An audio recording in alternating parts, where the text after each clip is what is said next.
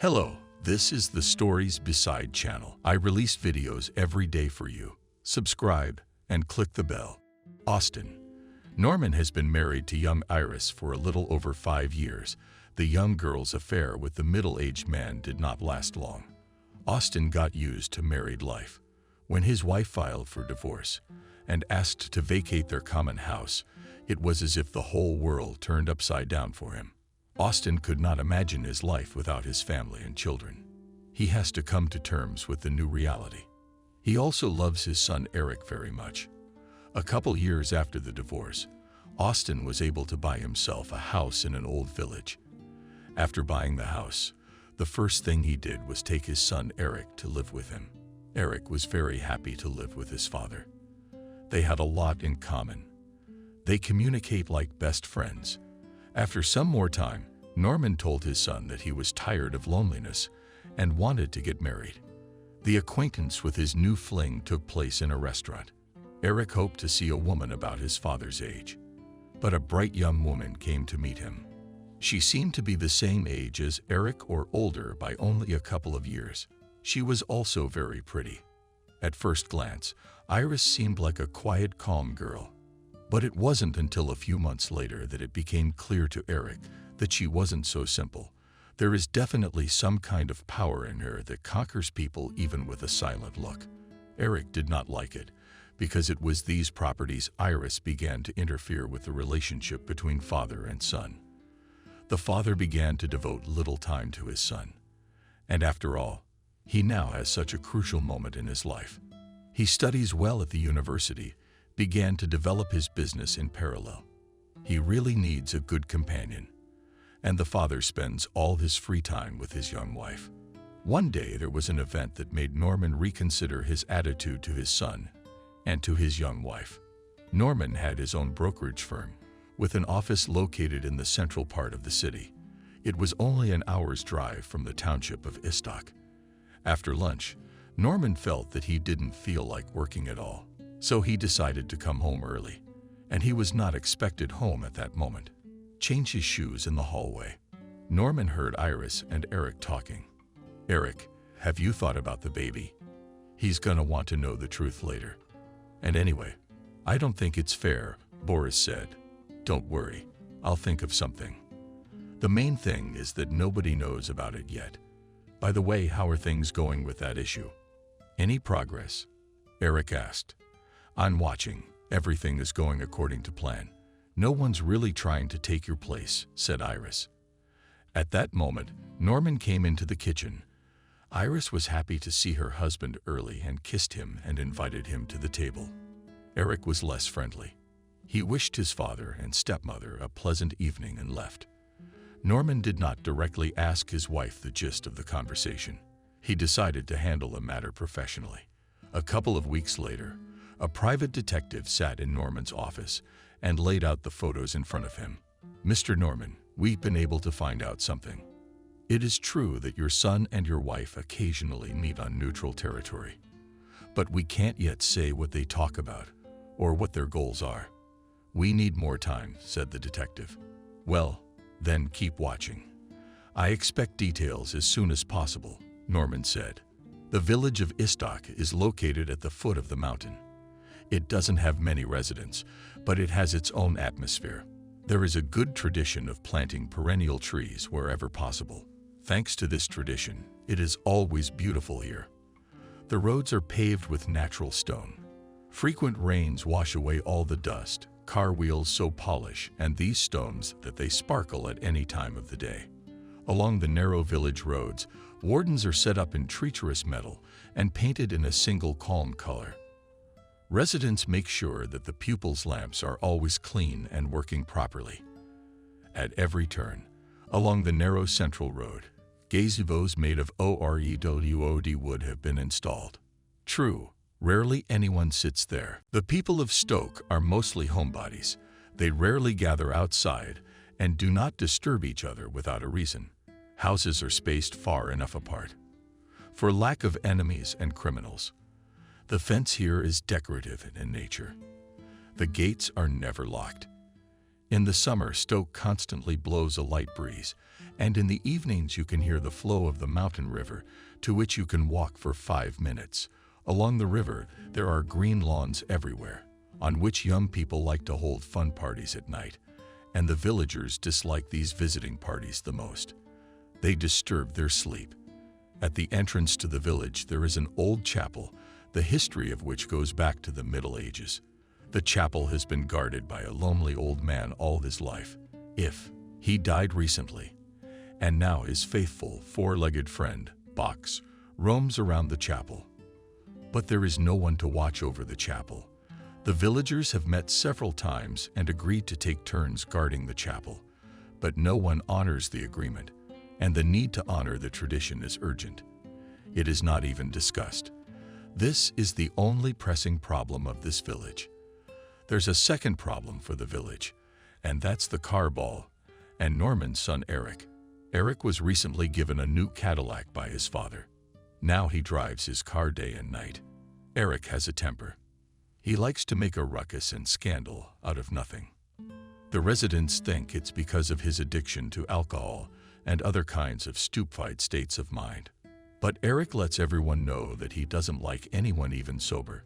Today, as luck would have it, it's Eric's turn to guard the chapel. Freddie, a local activist, has been chasing him around for a week, asking him to remember to come to the chapel in the evening and receive him properly. The other residents laugh at Freddie. How many times do you run after Eric? He still won't come to do this important tradition. Young people are irresponsible these days. They don't honor tradition, and they don't think about the future. This Eric will once again find an excuse to shirk his sacred duty. That's what the villagers of Listock thought. Eric didn't forget his sacred duty.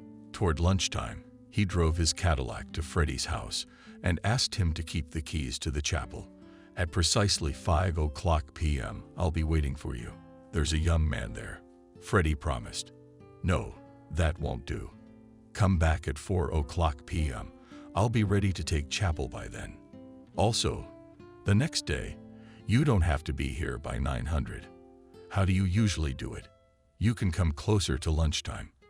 I'm in no hurry to get anywhere, Eric said. Before, he was surprised at the untypical behavior of the local troublemaker, but he interpreted it as a good thing. Suddenly, the young man reconsidered his views and came to his senses. That happens to a lot of people. Everything happened as agreed. Only Freddie was awakened in the night by the screaming of the neighbors. Someone was yelling from the street to call the fire department and the paramedics. As Freddie pulled himself together and ran out of his house, all his neighbors were galloping away. Even yard dogs, small children, and sick old people were running. The chapel's on fire. That's bad luck. The chapel burned more than 180 years ago. Then it was the precursor to a series of floods. And the chapel burned before that, 234 years ago. Immediately after that event, there was a massive earthquake. And then there was a war. A wall and old men clutching at their hearts. That's not good. It shouldn't have happened. We should not have allowed such a significant disaster for our village. The women grumbled.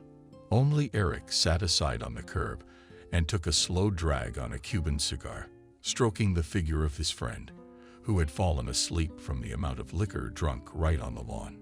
He had fun watching those pesky people stir and fuss in an attempt to put out the fire. The fools would have slept on. No chapel, no more trouble, thought Eric, and took a big gulp of whiskey straight from the neck of the bottle. The fire was out.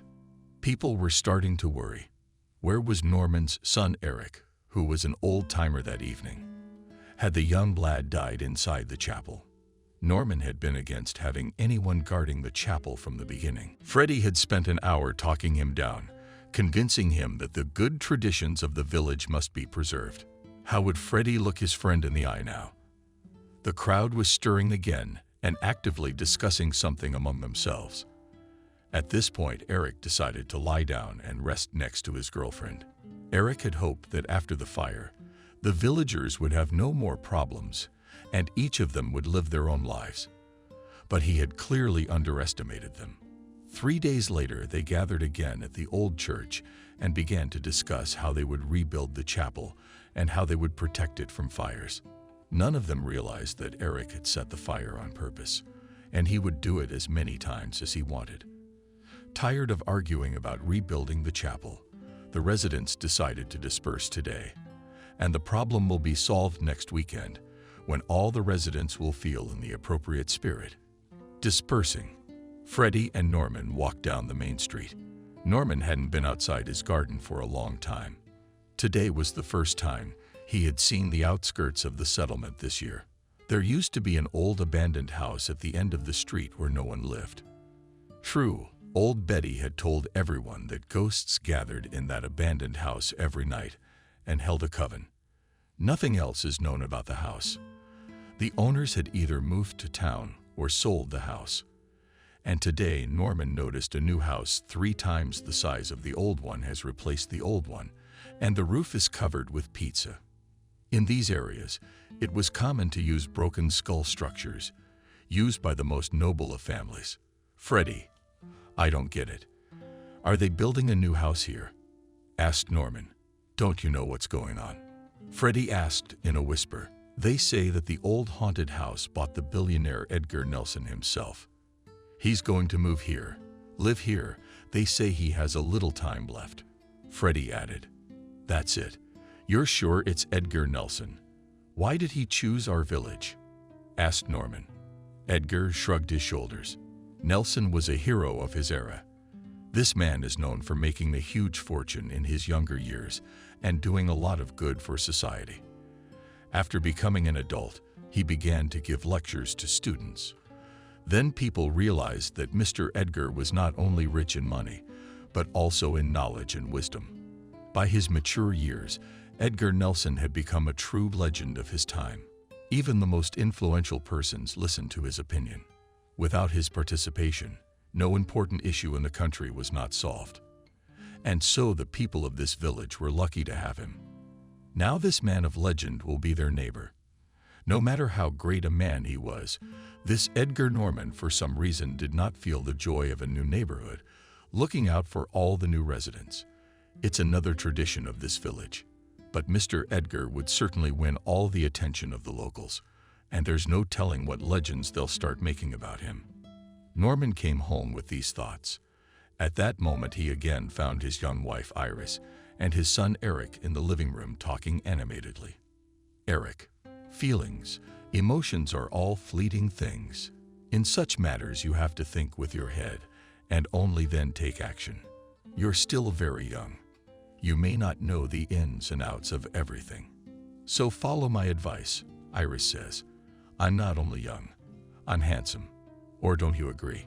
Eric seems to be flirting with his stepmother, but it's undeniable. He's a handsome man, Iris tells him. As soon as they heard Norman's footsteps, the conversation stopped. Iris pretended that she had been waiting for her husband for a long time. Eric seemed to be going somewhere. He was dressed smartly and smelled of expensive perfume. It's a little different from his everyday outfit. Dad, you and I need to have a serious talk sometime, Eric said, when he got right to the front door. Let's talk now. I'm free now, while Iris is setting the table for us, said Father. No, another time though. I'm expected now. I'll be late, said Eric, already closing the front door. His last words came from the street. Norman had been trying to keep his cool all evening and not show any signs of jealousy. And Iris kept asking him what he was so excited about and why he was so nervous. Norman only thought that tomorrow the first thing to do was to contact the detective and learn about the progress of surveillance of his closest people. He was afraid to think any further. Dude, why are you so sad? Asked Eric, his friend Jeffrey. As usual, they're out tonight at one of the bars in town. This is Eric Jeffrey's favorite place, his closest friend. Guys don't keep secrets from each other. You know what my home situation and prospects are like, Eric said. Still the same stepmother? Jeffrey asked. Yes, I'm trying to provoke her and find some reason for a scandal. But dude, it's not working. Eric's got his hands up in the air. What about Dad? Jeffrey asked. And he spends all his time with her, as usual. In all likelihood, they're even planning a child. She's young and will have more than one. And then what will be left to me? My father's accounts and business. So it's been losing value over the last few years. And if he has, say, 3 children, it's not an inheritance, but some change for me, Eric said. So you can't get rid of your stepmother? Jeffrey asked. No, I'm not. I deliberately talk to her about delicate subjects, so that she gets emotionally involved, so that my father will catch her flirting with me. Well, Dad doesn't see or hear all that, Eric said. And try a change of tactics. If verbal and provocation doesn't work on her, then try pretending that you have a crush on her as a woman. Show different signs of attention. Pretend that you are courting her. Trust me, women are addicted to these things. She's gonna let her emotions get in the way of your father. And that's when he'll kick her to the curb.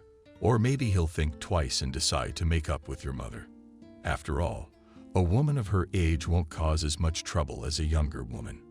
Jeffrey's advice. I was thinking the same thing. What if my father decides to take her side and makes an enemy of me? Then I'd lose my chance forever, Eric said. Even if he thinks that, it won't be for long. I know your dad. He's a normal dude. He understands a man's rules well, and men will never fight amongst themselves over a woman. Not even father and son. Even if he gets upset, it'll be for a while. And then you'll make up, Jeffrey said. Meanwhile, to Mr. Norman, the private investigator reported that the surveillance was continuing, but no significant clues could be found. Mr. Norman then decided to do a little investigation of his own. He invited his young wife Iris to a restaurant in the middle of a romantic evening. Norman as if casually began the conversation, Iris dear, I have long been unable to find time to spend with my son. I think he's growing apart from me. What do you think is going on in his life right now? Is there anything bothering him? Mr. Norman asked. That's right, you're really pulling away from him. I think he even blames me for all this, but he talks to me willingly, tells me about his girlfriends. He often consults with me about current affairs. I try to be friendly with him, but realize that no one can take your place in his life. So you should find a way to communicate with him at least once in a while, Iris replied. But overall, what do you think? He's not such a bad guy. I mean, the neighbors like to complain about his difficult personality. He's just like his mom. He's an adult. He can't be changed. Wouldn't his temper get in the way of his relationships with women? Norman asked a leading question. You've given him the best you can. Everyone has their strengths and weaknesses, including your son. I wouldn't say he's hopeless or unbearable. And the neighbors might say that out of jealousy. All in all, you have raised a fine son, Iris replied. After these words, Norman sank deeper into his doubts. His young wife speaks quite positively about his son. Can this be regarded as sympathy? Or is Iris just trying to be polite? Why did he overhear this conversation? The news that Mr. Edgar had already moved into his new home quickly spread through the village, the villagers looking out of their windows to catch a glimpse of the man of legend. The young people were arguing about which automobile he most often drove. This mysterious man interested all indifferent, nay, except Norman. And Iris was home alone when Freddie came in. You and your husband and his son Eric are invited to visit tonight, Freddie said. Secretary Edgar Nelson himself has become our new neighbor. He's throwing a banquet for his housewarming party tonight. He wants to meet everyone in the village, Freddie said. Iris got excited. She remembered the not-too-distant past, and Iris and her friends were just beginning their modeling careers. There was such a secret competition in their circle as dating the cool worms. The most self-confident models boldly put on their list of the most successful men in the country and did not miss a single social party to get acquainted with any of them. And Iris was one such huntress.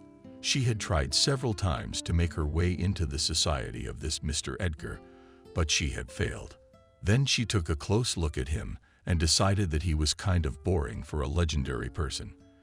At the same time, Iris dated various promising guys until she met Norman, an entrepreneur. Unlike the young, spoiled by the female attention of guys, the mature Norman was reliable. He had then already converted his relationship with his wife into an amicable one. According to him, Sarah did not mind it at all. On the contrary, she was glad to finally have her freedom. It was Norman who suffered for family harmony and the usual way of life. That's how spontaneously Iris found herself married to a middle-class businessman. At the moment when she had time to get used to stability in relationships and predictability, right under the side appears such a trophy as Edgar Nelson, and he invites her to visit. Usually these people are very private, and Edgar must have decided that this village is home to ordinary people and not to be shut out. "Oh, honey, we're invited to a banquet tonight at our new neighbor's house," Iris announced over the phone. "Is that old geezer calling?" "No, I'll pass. I'm not gonna waste my time with a con artist like that," Norman said. "What makes you think he's a con man?" "It's all rumors and media speculation. They're usually people just like you and me." "Well, please, let's go." He invited Erica too, insisted, and through. After a long argument, Iris failed to persuade her husband to go together, but he agreed that she would go with Eric. They will briefly sit at the table, exchange a few phrases with this famous man, and then quickly return home. And Iris put on her best dress to meet her new neighbor. That's what all the other neighbors thought. In fact, all of her dresses were just as good. Mr. Edgar was surprisingly indifferent to women's beauty. He didn't even pay much attention to Iris. He thought someone had come with a teenage child. When the guests were served the second hot dish, Mr. Edgar asked for a moment of the audience's attention. Then he stood up and made a statement that left everyone speechless. "I am very happy to be a neighbor to such wonderful people.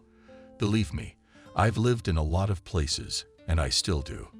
I'm a pretty good judge of character. You're special. You make for a very interesting life. That's why I chose this village as my final resting place in this world. Few people know that I've been fighting an insidious disease for many years. I know that my outcome is near. Many people have a question about my inheritance. Who will inherit my money? I have no children and no other loved ones. I would like the honor of inheriting from one of you," Edgar said and paused. The guests froze, waiting for him to continue his speech. "But there is one interesting condition. I want to know two special persons among you. The best villager and the worst," said Edgar. The guests looked at each other and began to whisper among themselves.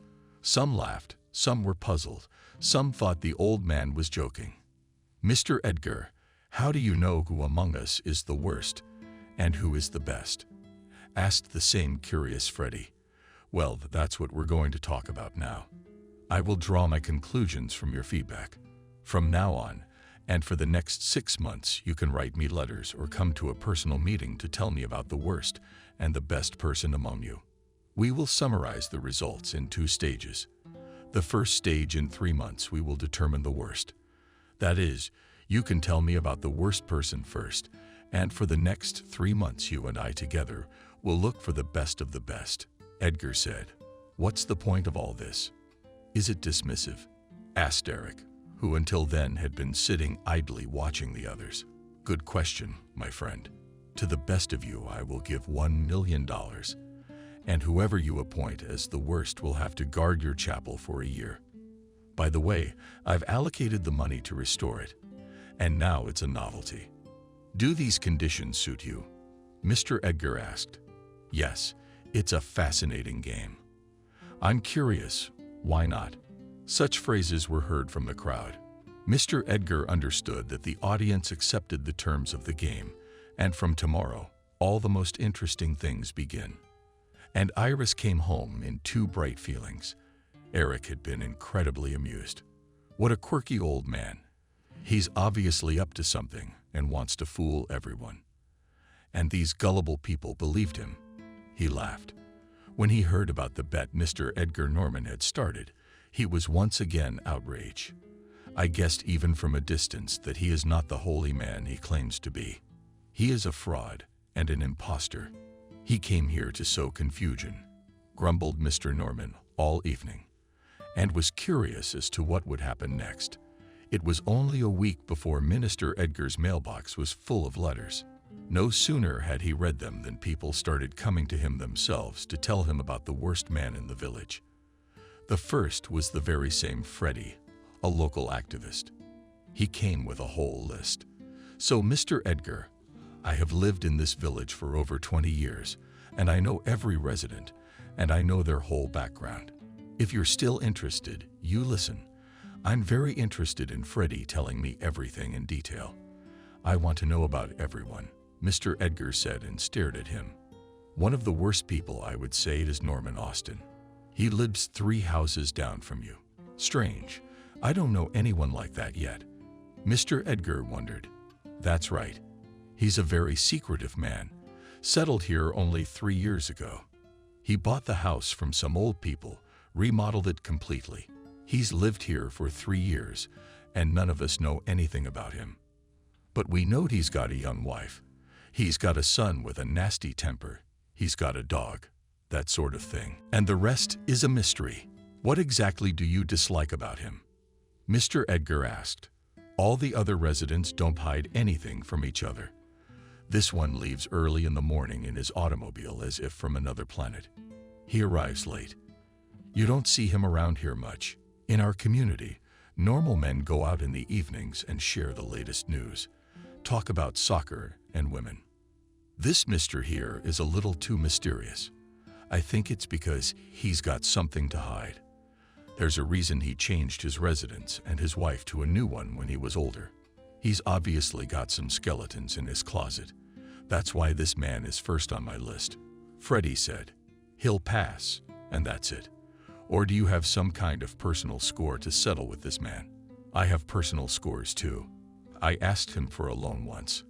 He gave it to me, but I paid him back in time. But you know, I think he gave it to me with such an arrogant look. He obviously thinks badly of us, of the other villagers. For example, when you had your housewarming party, he didn't come to you. Do you know why? Because he treats all people badly." "That's another confirmation of what I said." "Okay, who else is on your list?" Minister Edgar asked. "Next on my list is his son Eric, who is a big boy, but he's a troublemaker. His father bought him a brand new Cadillac.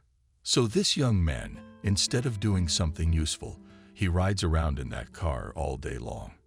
He also tracks down the prettiest girls in our village, has fun with them a couple times, and then forgets about their fate.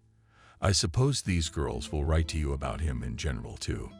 This guy deserves the closest attention," Freddie said. Next on the list. Mr. Edgar listened attentively to his interlocutor. "Next on the list is the worst person. I consider this Norman's young wife. And Iris is a model-looking girl who married a man who is old enough to be her father. I think she got together with him for a reason. It must be a matter of calculation. Immorality is a violation of morality."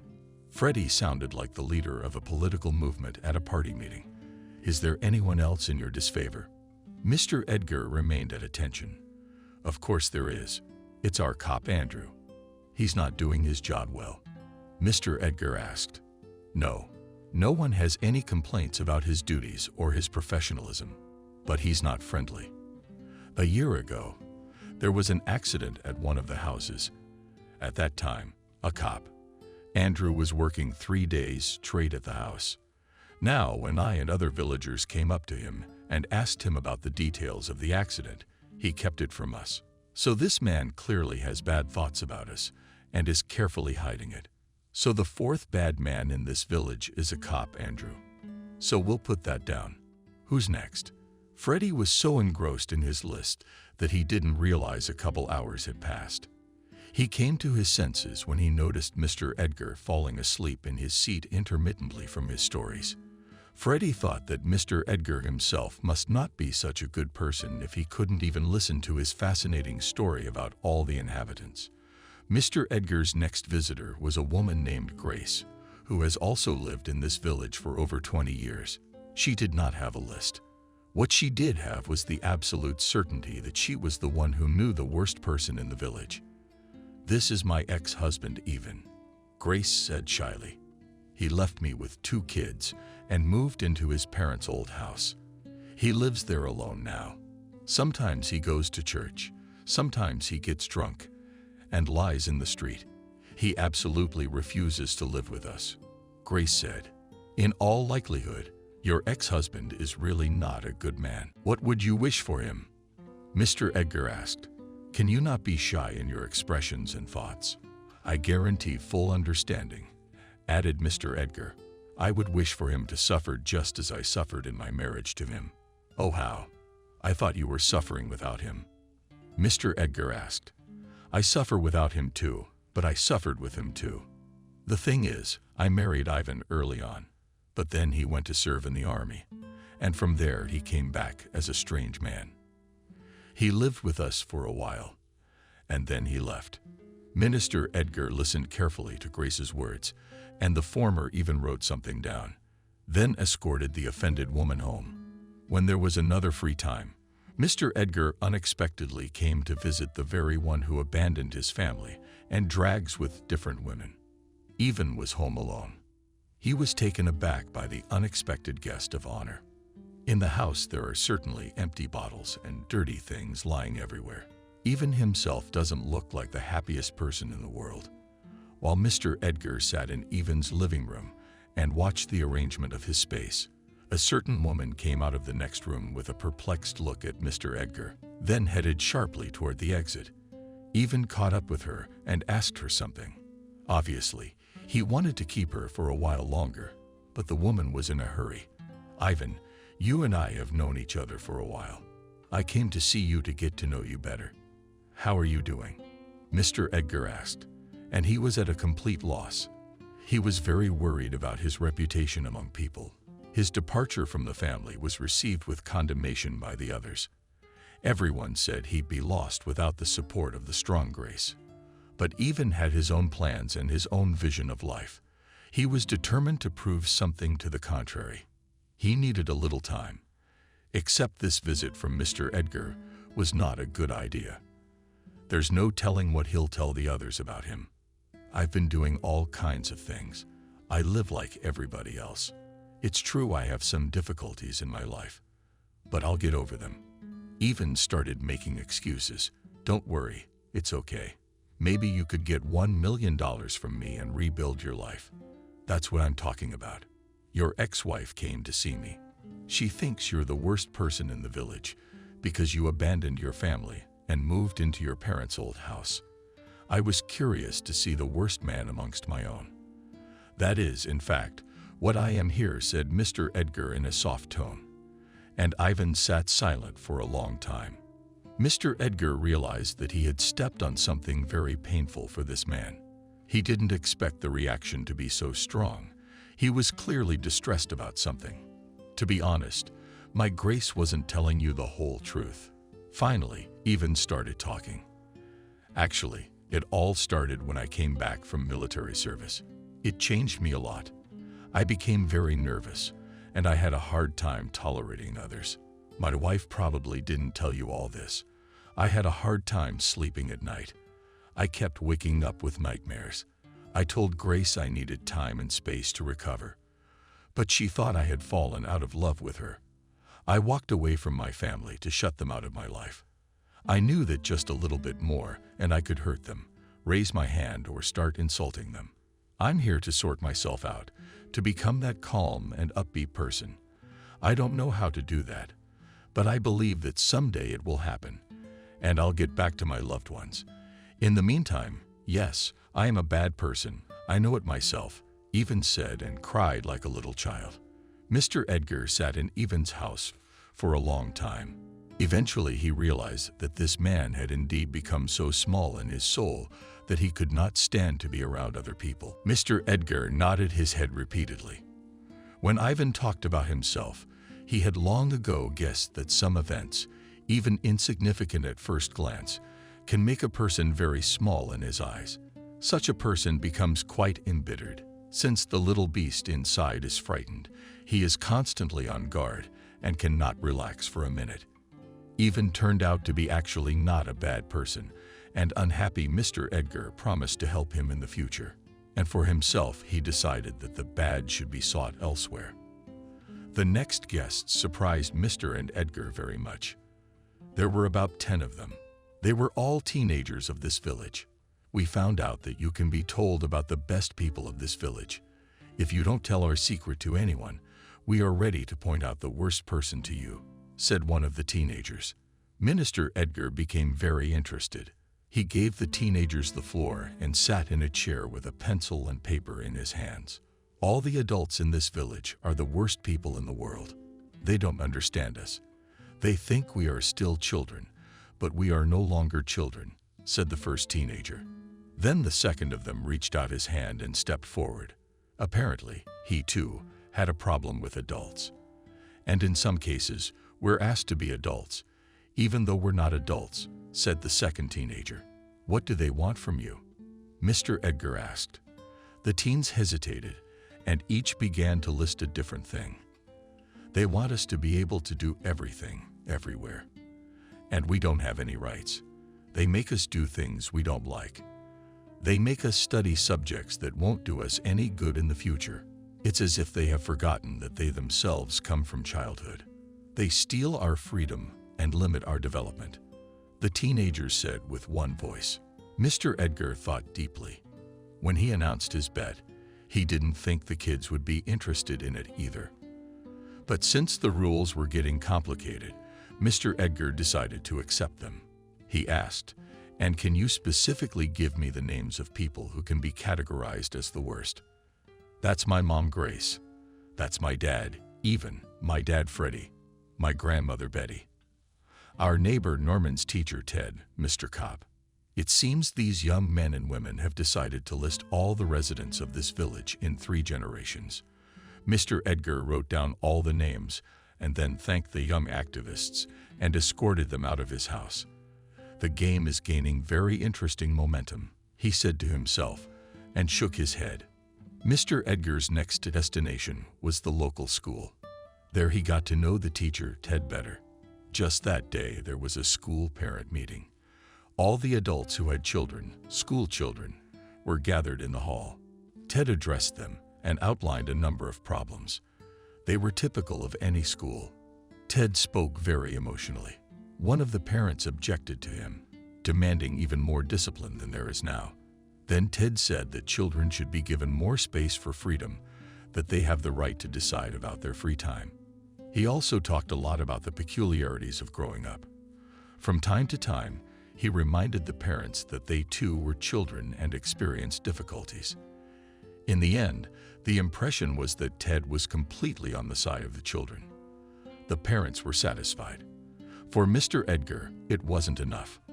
After all the conversations, he stayed at the school a little longer and talked to Ted personally. Returning home, he was sure that Ted was not the worst person in the village, and the parents showed no signs of cruelty. But the children were right about something too. As Mr. Edgar gathered a history on each resident in the Norman household, something strange was happening, and Iris noticed that Eric had also spent all night last night at a nightclub toward morning, and had come in drunk, and was still asleep. In the morning, when Norman was leaving for work, he asked him to tell him to have Eric at his office by lunchtime, and Iris decided to give this to Eric closer to lunchtime. When she went into his room on the 2nd floor, Eric was already out of bed. "Eric, good morning. Your dad told me to tell you to report to his office.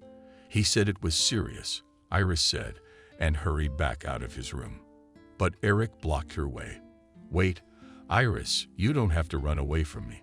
If anyone needs to talk, it's you and me," he said and stepped closer to her. It was that awful moment that Iris had been dreading all along. She has been walking like the tip of a needle since the beginning of her married life, so as not to provoke this spoiled guy. Iris felt perfectly well that the previous frank conversations and attempts to draw out of her some emotions and other things are all tricks of this guy. She realizes that Norman frankly pays more attention to her and spends little time with his son. But the son never assumes that his father is doing this willingly. He sees his stepmother as a major rival. And yes, Eric is in close contact with his mother. She's probably there to give him a lot of pointers on how to gain more space in his father's life. Even though she has no intention of returning to her beloved husband, sharing his privileges with another woman is particularly reluctant. No matter how hard Iris tries to maneuver. Now she's on the verge of a major trap. Eric, please don't cross the line. It will end badly for both of us. Iris tried to push him away from her and headed for the exit. You think I'm a little kid and don't notice anything. I've been seeing it all for a long time. The way you've been grooming me from all sides. I know your plans are devious. You want to compromise me in my father's eyes. That's why I'm maneuvering like a knife edge. But you don't have to fear any of this if you obey me. I won't tell your father about your open provocations. If you stay close to me, Eric insisted. What are you talking about? Eric, this is crazy. It's not my fault. Please stop acting like a capricious child. Iris was getting seriously worried. What kind of provocation are you talking about? I'm only trying to be on friendly terms with you. You and I have one person in common. He's close to you and me. What makes you think I have a personal affection for you? Iris raised her voice to you. Oh, come on. Your flashy outfits, your clever facial expressions, your smiles. I've been noticing it for a long time. Don't worry, don't worry. No one will ever find out. Eric continued to hold Iris' hand. After a short verbal altercation, Iris gathered all her strength into a fist, and she managed to break free from Eric's hands. She ran swiftly down the stairs until she took one wrong step and rolled headlong down the stairs. Eric heard a rumble and ran out following her down the stairs, and there lay the girl's frail body with blood running from her nose. Eric came running and picked her up and put her on the couch in the living room. He was terrified. He had no idea how to give a person help. In cases like this, in a hurry, he ran into the kitchen, struggled to find the home first aid kit, but it contained only neatly folded bandages and nothing else. So Eric ran to the phone to call a doctor. But he realized that the doctor would not arrive here soon. It was almost an hour's drive from the city to the village. Eric decided to drive Iris to the hospital in his car. Why did I listen to Jeff? She was the one who fell down the stairs when she was scared of me. I wasn't really going to touch her. What kind of day is this? Thought Eric as he stepped on the gas of his car. Meanwhile, Iris's face had turned blue and tinged, and her body was hanging out of the back seat of the car like a bag of vegetables. When my father finds out, I can't avoid trouble. She might tell him why she ran up the stairs like that, too, right? Eric thought, and he felt even more uneasy. Meanwhile, Mr. Edgar's experiment continues.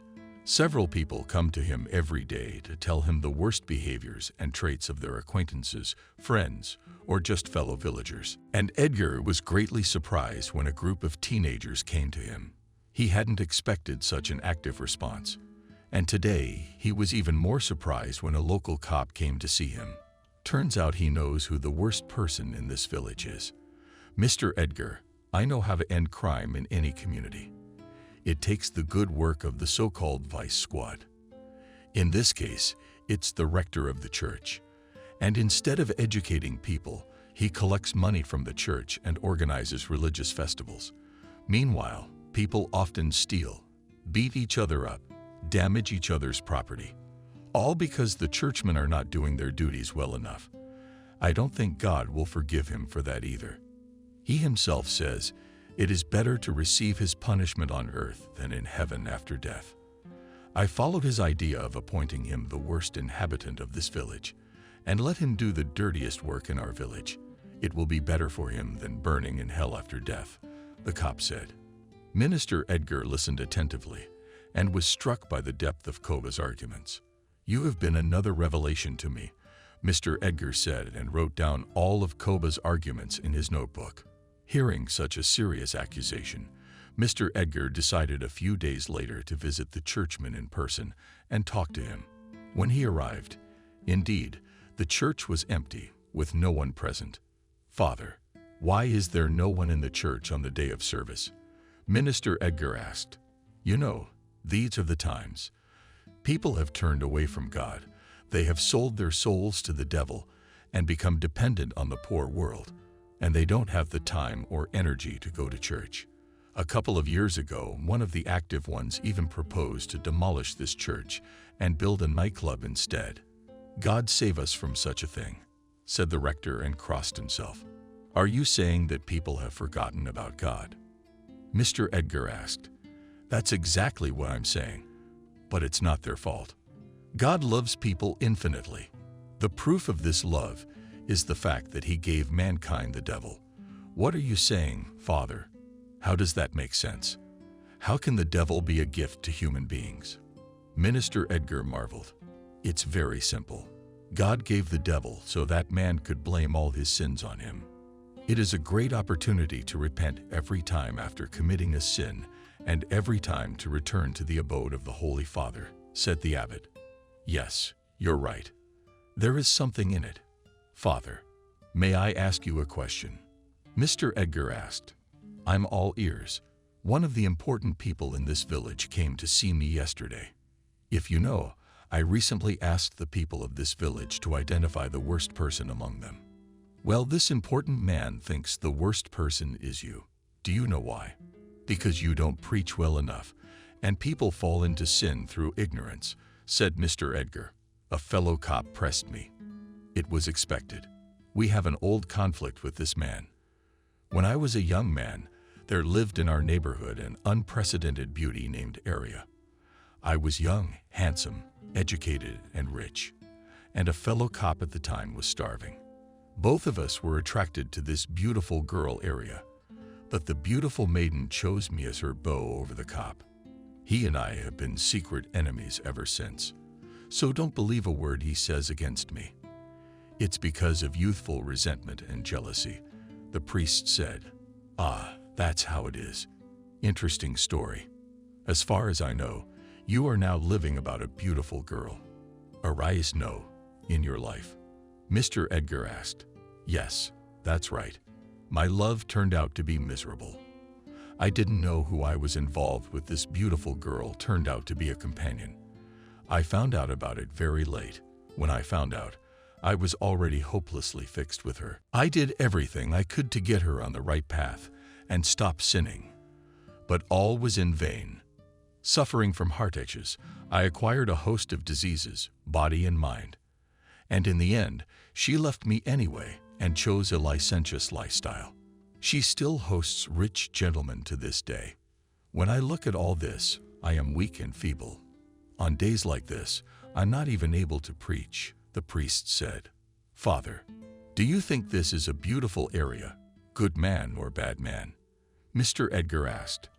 How can a companion and a traitor be a good person? My whole life has gone down the drain because of her. Even now, after she is long gone from my life, she continues to live in the house across the street and do dishonor to me. Every time I look at her, I feel how far from holiness I am, the priest said, and his voice became agitated. Mr. Edgar had a very interesting picture in his mind. Mr. Edgar had a very interesting picture in his mind. The culprit was a certain grandmother who had led a vicious life many years ago in her distant youth. Now we should talk to this beautiful girl. Area thought to himself, Mr. Edgar. A few days later, he visited this woman by name. He expected to see a beautiful girl, but he made a slight mistake in his introduction. The now beautiful girl had turned into a charismatic woman of mature age. From the looks of it, you couldn't tell that she was the source of the falling morals of this entire village. Area greeted her guest in a very flirtatious manner. I heard that an honorable gentleman like you has settled in our village. I've been looking for a chance to get to know you. And this is such an unexpected, pleasant meeting, she said. I've never heard anything about you. I wonder why your fellow villagers didn't mention a fine woman like you. Mr. Edgar got in on the act. That's a good thing. I know a lot of them are jealous of me. They're afraid that all your attention will be on me. They only want to make the most of you on their own account. And how are you doing? How is your life going? Mr. Edgar asked, slowly looking around the interior of Aries' dwelling. Everything here spoke for itself. The fiery red walls hinted at passions.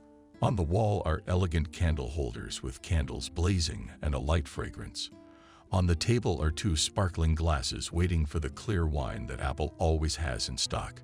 Nearby lie some other sweets in beautiful wrappers. The woman herself is dressed in a long, cool robe, from behind which her seductively long legs brazenly peek out. I live my life as best I can. I've been judged for my lifestyle, of course, but I once made the decision not to resist my desires. That's why my paths went in different directions with the local church rector. He aspired to the sublime, and I epitomized the niche, Aria said and grinned. That's actually something I'd like to talk to you more about.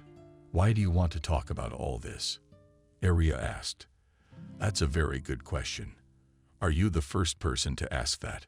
The others chose to join in silently.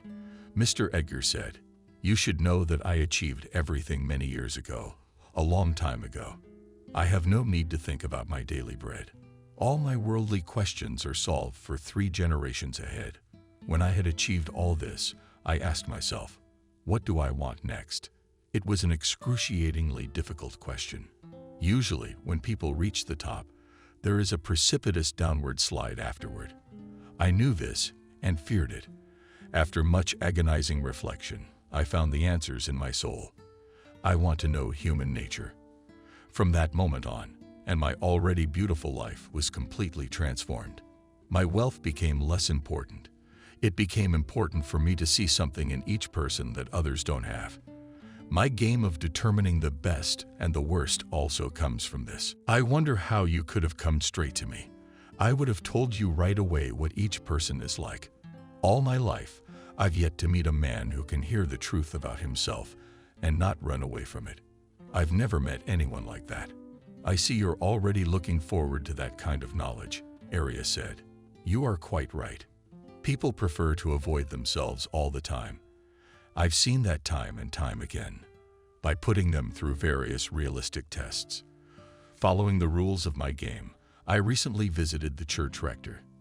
He told me that you broke his heart and became a sacred wound in his life. Because of this, he cannot become truly holy and lead others to holiness. So the worst person in this village is you. Do you agree with that?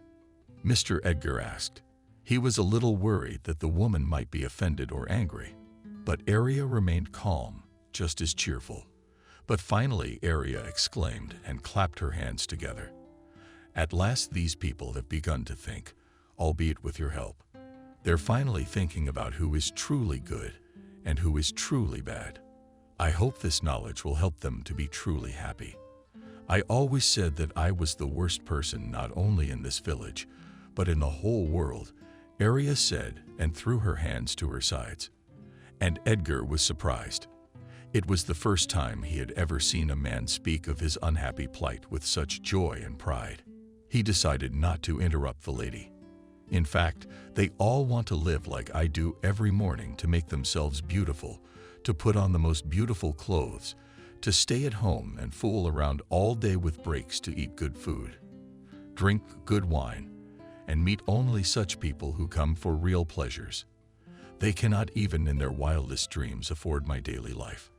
I am at my lowest standards, and I am also paid generously for it.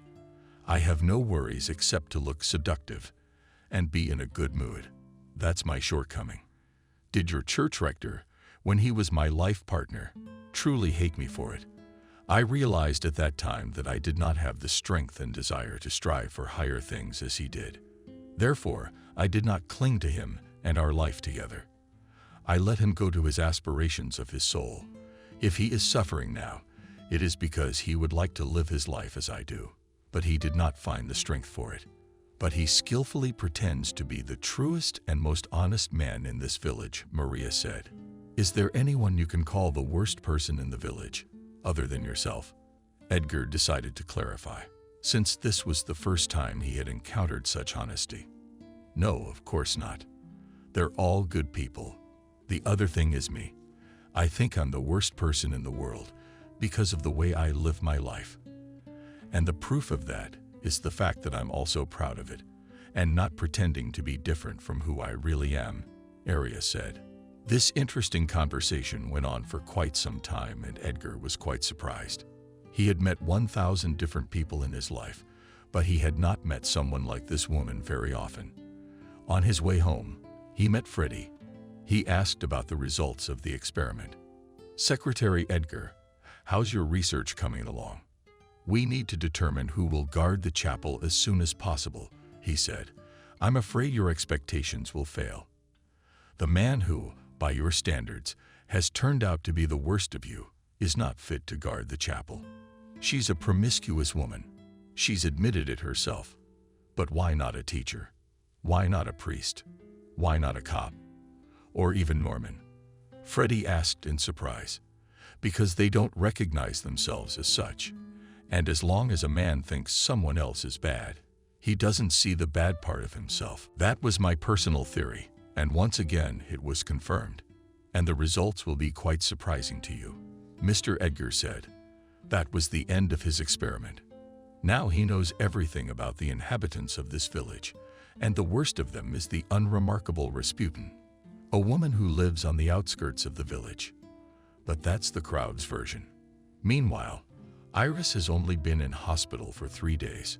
Norman was away on a business trip that day, and Iris decided not to say anything about what had happened so that her husband would not worry. But she didn't tell Eric anything about it. He was worried that his stepmother would get into trouble with his father. That's why all these 3 days did not leave the door of the hospital, taking care of stepmother. Through anger and hatred for her, the address was written out the day before Norman came home. She greeted her husband as if nothing had happened. Only Eric avoided seeing his father.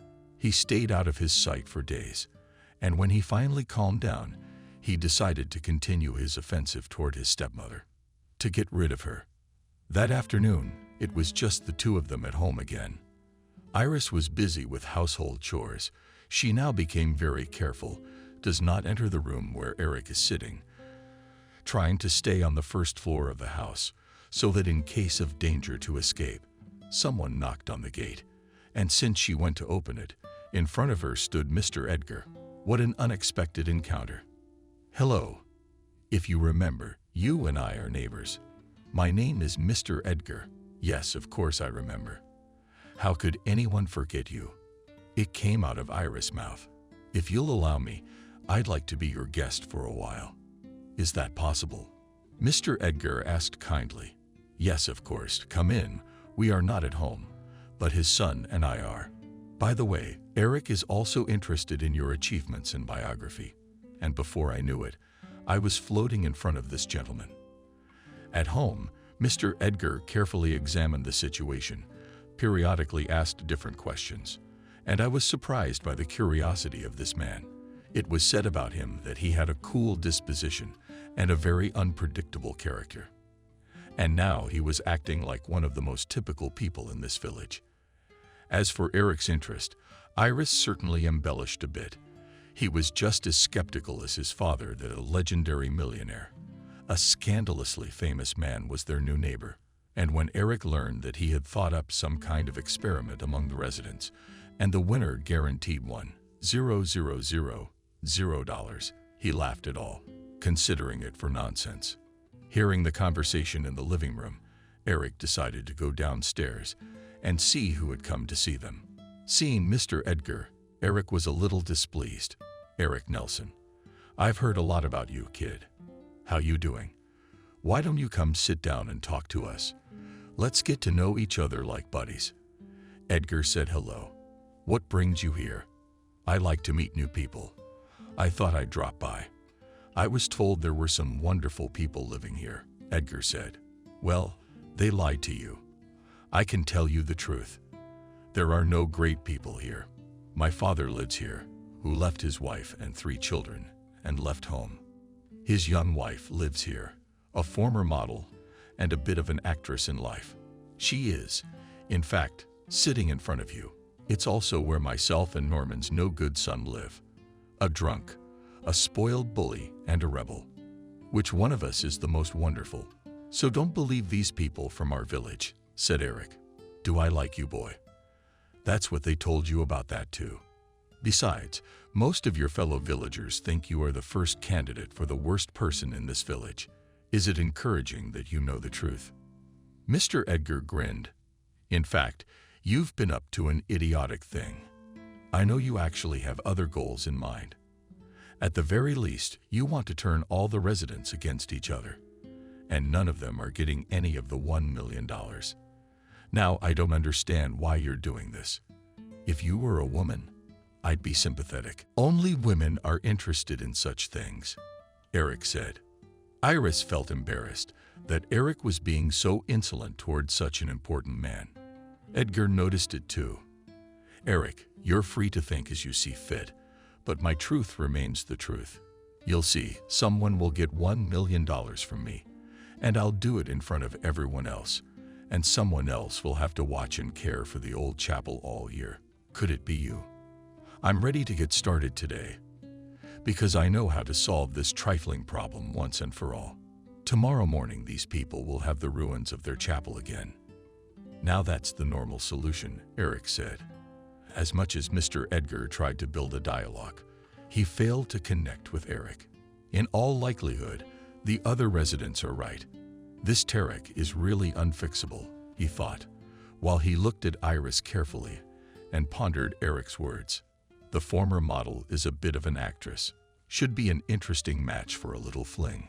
Such a thought flashed through his mind, but he quickly switched to other conversations. It was a very ordinary family evening in Norman's household, and Iris was setting the table. Eric woke up. Recently, Norman wanted to talk to his son, but he promised that all the talk would be later, and Eric himself, out of habit, rushed to his friends, who had already planned entertainment for that night. But that was just an excuse, or tonight he had important business to attend to, and he did not intend to be distracted by entertainment. As Norman and Iris sat at the table, someone knocked on the door. Iris went to open the door. In front of her stood a middle-aged man of tall stature, stylishly dressed and smelling good. He was holding a bouquet of flowers and a large box with a ribbon. "Hello, darling. It's okay that I came to see you so unexpectedly." "Really, I called at night, and you didn't pick up," said the strange man. Then put his arm around Iris's waist and kissed him vigorously on the lips. "Excuse me, who are you?" asked Iris, when with difficulty managed to get out of the strange man's embrace. "Yes, stop pretending. Or is this some kind of game?" "Well, if you're getting me into the game, then I don't mind at all. I know how good you are in different roles," says the man, and again with a kiss, and Iris pushed him away with difficulty. "Men, I don't know you. Leave me alone and go away." She resented him. "I understand. Baby, you missed me. Is it okay for a sweet little thing like you to be cranky? You said so yourself on the phone." And then she got mad. She wanted to yell at the man, but he's unpredictable. His behavior clearly raises a lot of questions. The struggle went on for quite some time. The unfamiliar man would not admit to being a stranger. When Norman heard shouting and cursing, he also left the house. Turns out that's what this is all about. "Hello, Mr. Norman. And Iris, dear. Now I can see why you've been so angry. But I think it's time we told your husband the truth. How long can you and I hide?" says the man. "Norman, I don't know him. This is the first time I've seen this man. Please don't take his word for it. I have nothing with him." And Iris was almost crying. The more Iris explained herself, the more insolent the strange man behaved. He tried to keep her close, to hold her in his arms and press her against him. Norman saw that in the strange man's hands was a bouquet of Iris's favorite flowers and a box of red, just the way she likes it. "I don't understand you. What do you want in my house?" Norman was trying to figure out what was even going on. "The thing is, Iris and I love each other. I've been telling her to come clean for a long time, but she feels sorry for you. She thinks you'll figure it out and let her go. It's a good thing you saw for yourself. You shouldn't have any questions now," the strange man said. "No, none of this is true. This is the first time I've ever seen this man. screamed Iris, and she was almost hysterical. Norman stood there in complete incomprehension. I got it right. Iris is very afraid of you. I will leave you both to accept the new reality. Mr. Norman, I hope you don't see the woman you and I love. And with you, my dear, we'll call you in the next few days, said the stranger. The man left his gifts on the threshold and left leisurely. Turning the corner, the strange man took out his cell phone and dialed a number. Eric, buddy. Mission accomplished. Cool. You made all this up. You should have seen the look in your stepmom's eyes.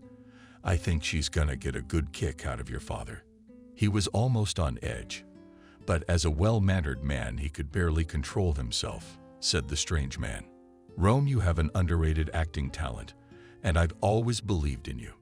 Thanks, buddy. Now come on, get a cab, and come to us. Is your reward waiting for you? Eric answered him. Old man Edgar called Freddie to his house again today. He hadn't been in the village for a long time. Now he decided to make up for lost time. It seems that you and I have some important business to attend to. Gather all the villagers. I have something to tell them, Edgar said. Hearing the new invitation, the villagers hurried back to Igor's house.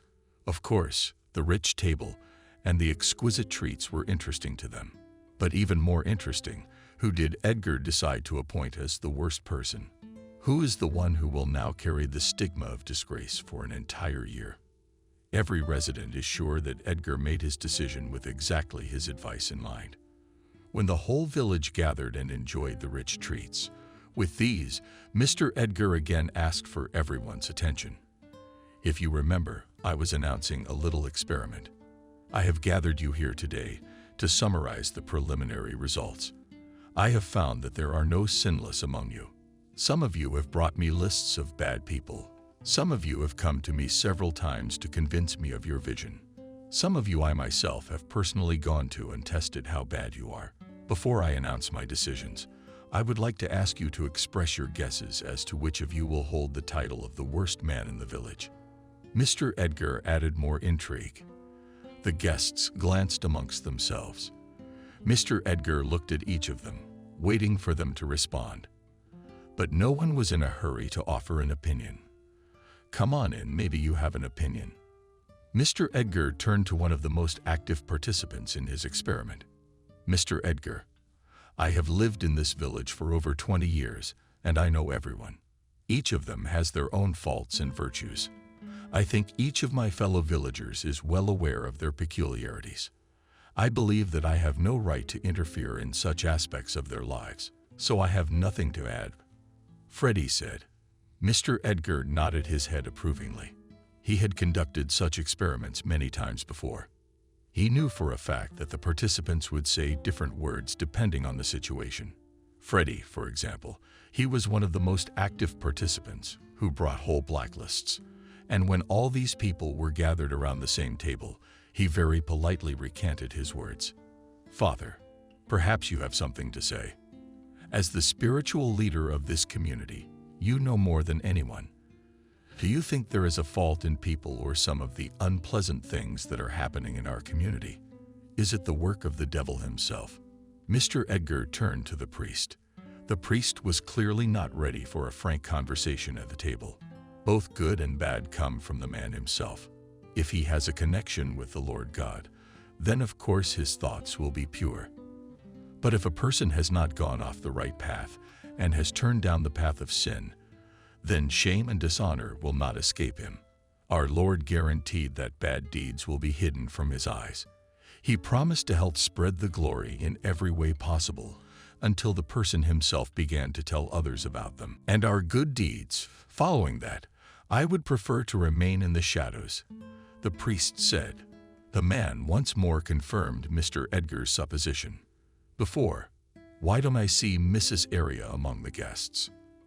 Asked Mr., remembering the beautiful mature woman leading a Rasputina lifestyle. The priest shuddered. He was worried that this millionaire for fun and laughter might tell his dramatic story with this Rasputina woman.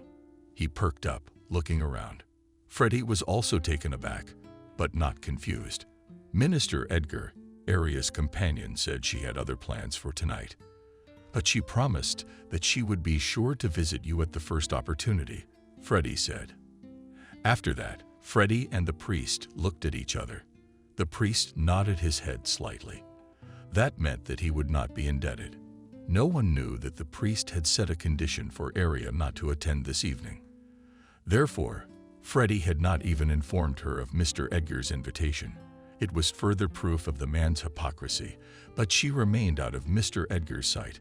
Instead, he abruptly changed the topic of conversation and turned his attention to the treats for the guests. The crowd, which had been curiously awaiting the name Shame, Nika was left bewildered. Apparently, it would have to wait a while longer for the name of that unfortunate man to be announced.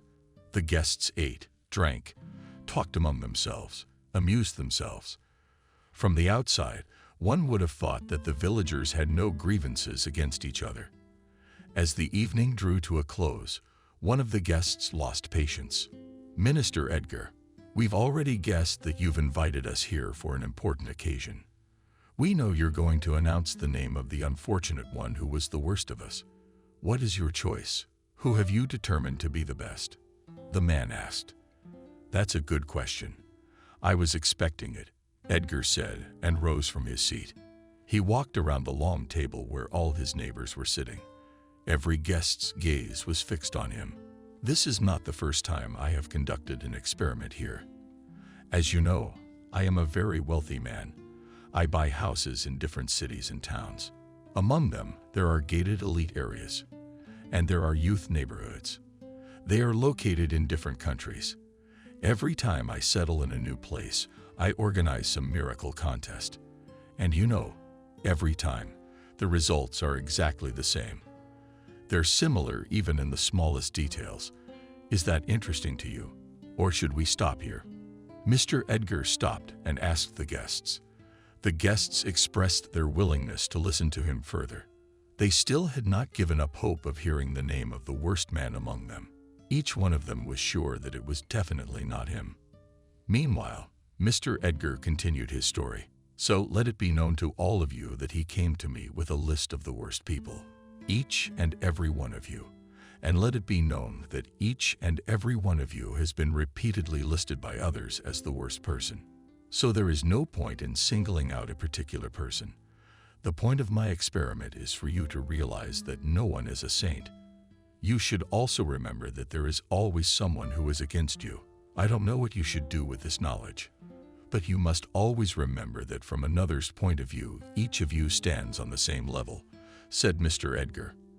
"And who will guard the chapel?" asked one of the guests. "That's for you to decide. How did you usually do it before?" Mr. Edgar asked. The guests became sad at first, and then even a little indignant. They came here for the spectacle, and to them, this man read them a moral. Mr. Edgar noticed the mood of the crowd. To lighten the mood, he asked his servants to bring a new batch of fine food and good wine. But the guests were no longer as lively as they had been at the beginning of the evening.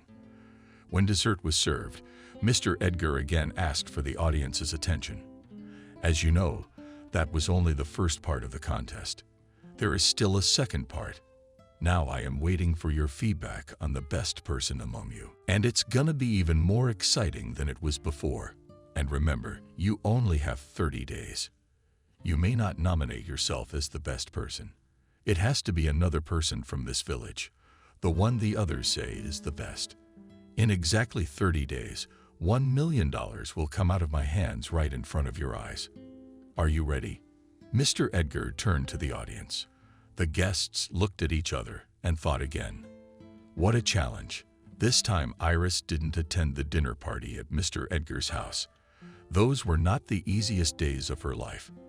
After a strange man visited unexpectedly with a bouquet of flowers and gifts, Norman had many questions for his young wife. Barely escorting the annoying stranger out, they both returned to the house as soon as they crossed the threshold.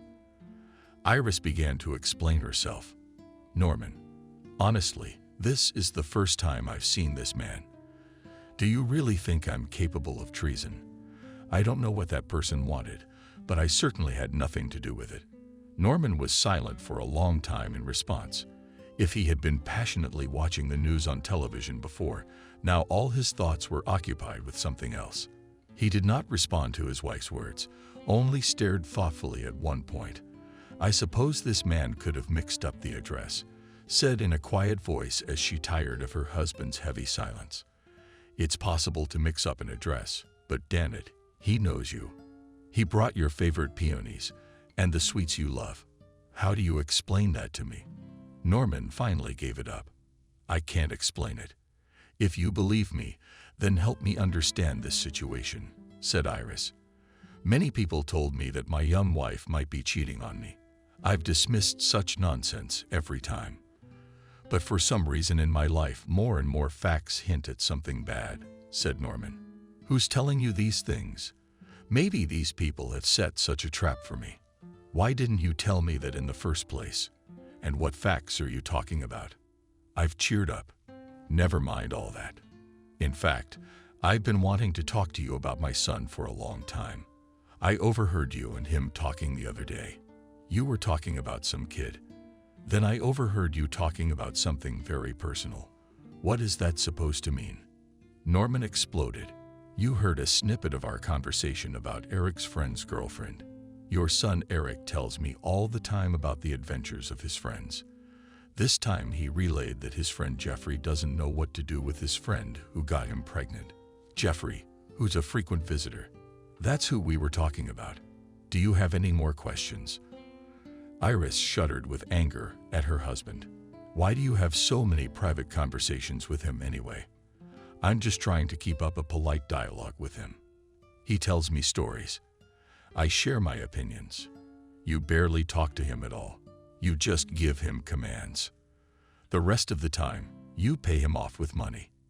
Didn't you think the boy needed your support and company? Why should I support your relationship?" Yesterday, Iris finally came clean. "He's not a boy.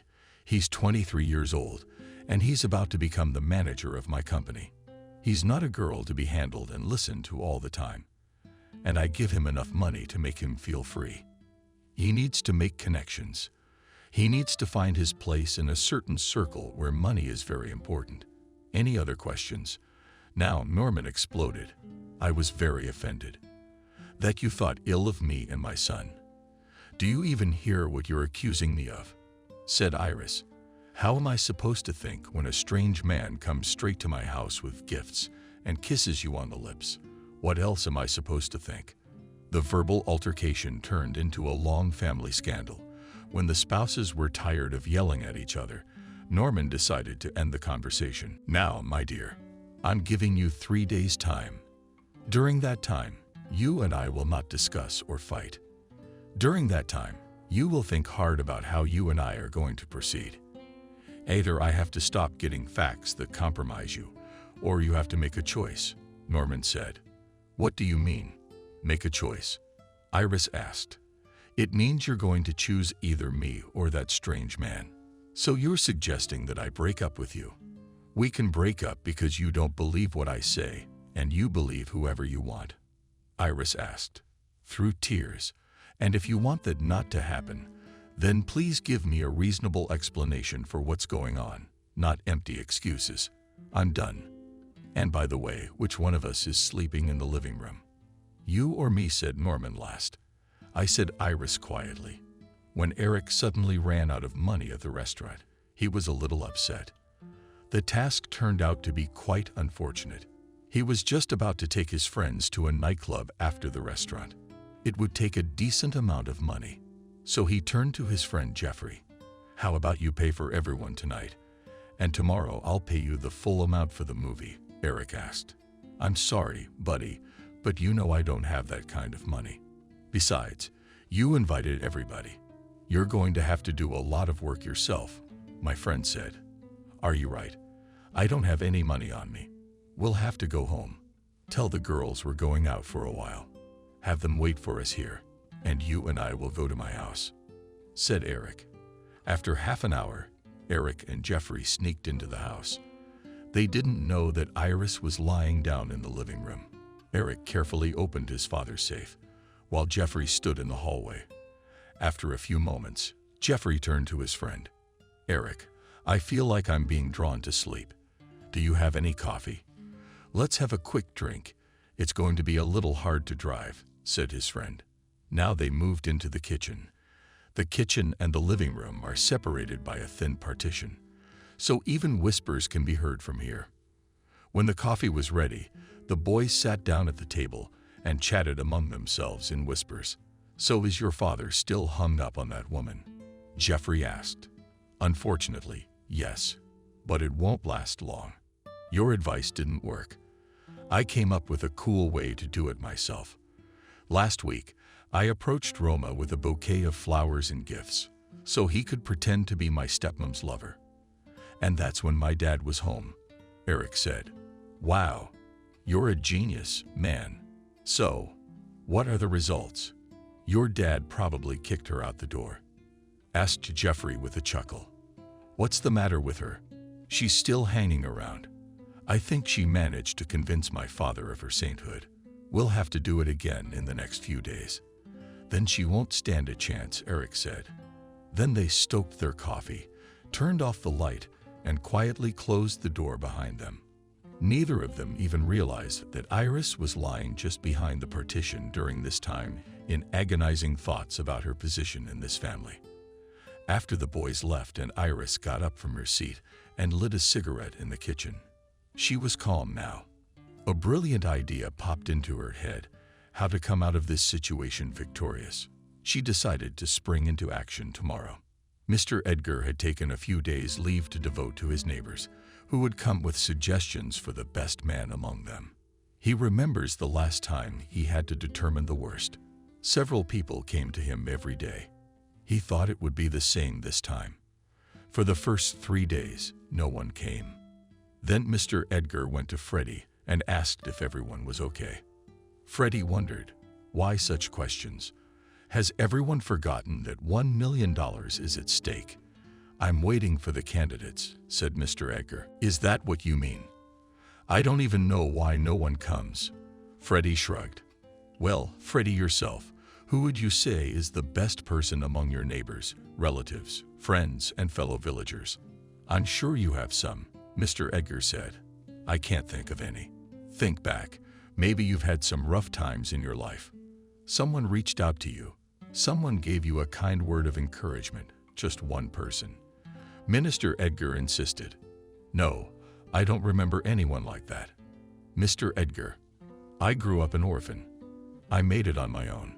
Built my own house, planted my own garden, bought my own van, started my own farm.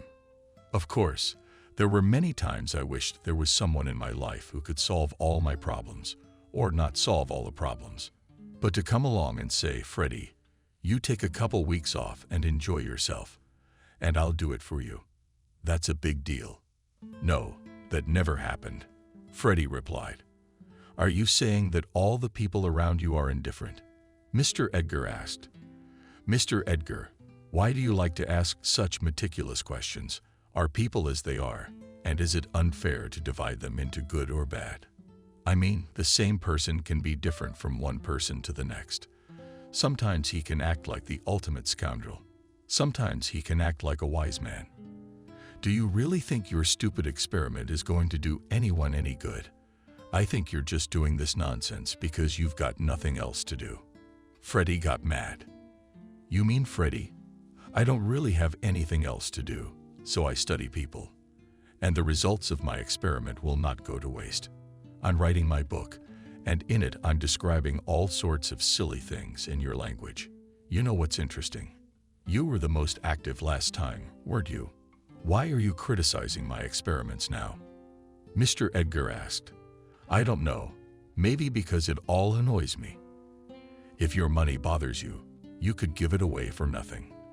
What do you care who or what anyone thinks of the man? Or are you just gonna bluff Freddie?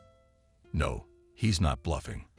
There are already several people who have gotten their 1 million out of my hands. There's been a lot of press about it. You can look it up. But it's too bad you're not participating this time. Too bad, said Mr. Edgar, and headed leisurely to his home. Over the next few days, Mr. Edgar went around to all the neighbors with the same question. Who do you think is a good person? It was as if the neighbors were all in agreement.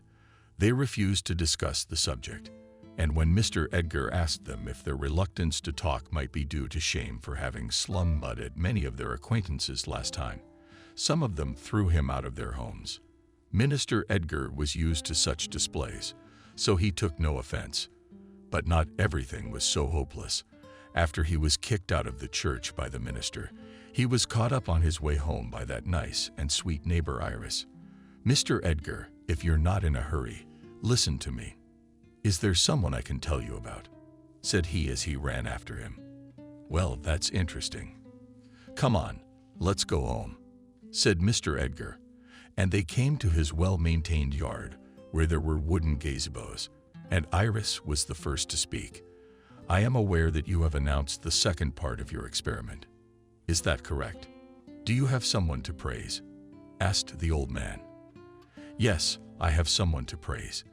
The best man in our village is called Eric. He is my husband's son. True, Eric is a bit spoiled, but he has a pure soul and pure thoughts. Choose him as the winner. You won't regret it," Iris said. "I suppose so. And how can you justify such a flattering characterization of your stepson?" Mr. Edgar asked. And then Iris wondered. All she remembered about her stepson was his dirty molestations, provocations, threats, and even his latest setup with a strange man. She doesn't remember anything else he did. But now we have to answer the old man's question somehow. You know, I don't really have anything to back that up. I just don't think Eric's personality is quite there yet. He's got his best stuff dormant inside of him. And if you give him a little push, everything will fall into place. My stepson will bring out his best," Iris said. "Well, have I written down your feedback? Let us now wait until the end of the appointed time," replied Mr. Edgar lastly. After this conversation, Iris had a nice chat with the millionaire for some more time and then went back home. True, neither of them guessed that their conversation had been inadvertently overheard by someone in the immediate neighborhood. The news that the agitated son of the unloved Norman was claiming to be the best man quickly spread among the residents. Victor, the first to hear about it, was Freddie. He couldn't stand Norman's son. When he imagined that this pompous guy would be called the best, he lost his temper. He wanted to go to Norman's house right now and tell him what the others thought of him. But before that, he decided to catch Eric in something unflattering, so that everyone else would be convinced of the unfairness of Edgar's decision. He began to prepare his intrigues. Meanwhile, the teenagers, the youth of the village, had also learned the news. The young lady's eyes lit up, and the young men nodded approvingly. As the youths sat on a bench along the road, Eric was just about to go to another evening of entertainment. "Hey, Eric, you're awesome. Way to go," shouted one of them as he drove by. Eric didn't pay any attention to this remark, but just nodded his head in gratitude. A couple more days later, Eric was strolling down the main street of Istok. His path crossed with a local priest who was in a hurry to get to church. The priest remembered that this guy was a contender to be the best and decided to encourage him. "Eric, you're doing great. Your father must be proud of you. You're such a nice guy," he said as he walked by. Eric nodded his head, but in the back of his mind he wondered a little what had happened to his neighbors. Usually, they didn't even say hello. And here the compliments of admiration one after another. The cop who surprised him the most was the one who came running in from a distance and shook his hand. "Eric, I always believed in you. You're a good man. We need people like you in our society. You'll see, soon the young people will start to follow your example. See if their morals improved," said the cop. Eric was definitely in a reverie now. It was as if the neighbors and the villagers were in cahoots. But he was quite pleased with this attitude. All day long he walked in high spirits. And the next day, as he walked down the street, without noticing it, he began to greet everyone first. And old Betty even invited him into her house and treated him to pies, which she only drank. When Iris called her friend, she was reading a sad novel and periodically sighed heavily. The misunderstanding in her relationship with Norman had taken a great toll on her. Of course, he didn't bring up the breakup again, but a cold wall had formed between them. Her friend had decided to support her today. "Iris, but how are you still sad there, or everything is getting better?" asked her friend Catherine. "It seems to have gotten better, but it's not the same. I think Norman is harboring doubts in his soul. I do not know how to influence it, so I am sad. To be honest, I'm tormented between two men," she sighed. "What's the matter with Eric? He still oppresses you, and you can't tell his father anything so as not to ruin their relationship?" Catherine asked. "Speaking of Eric, things are about to change. Remember, I told you that we have a new neighbor, a weirdo, a millionaire.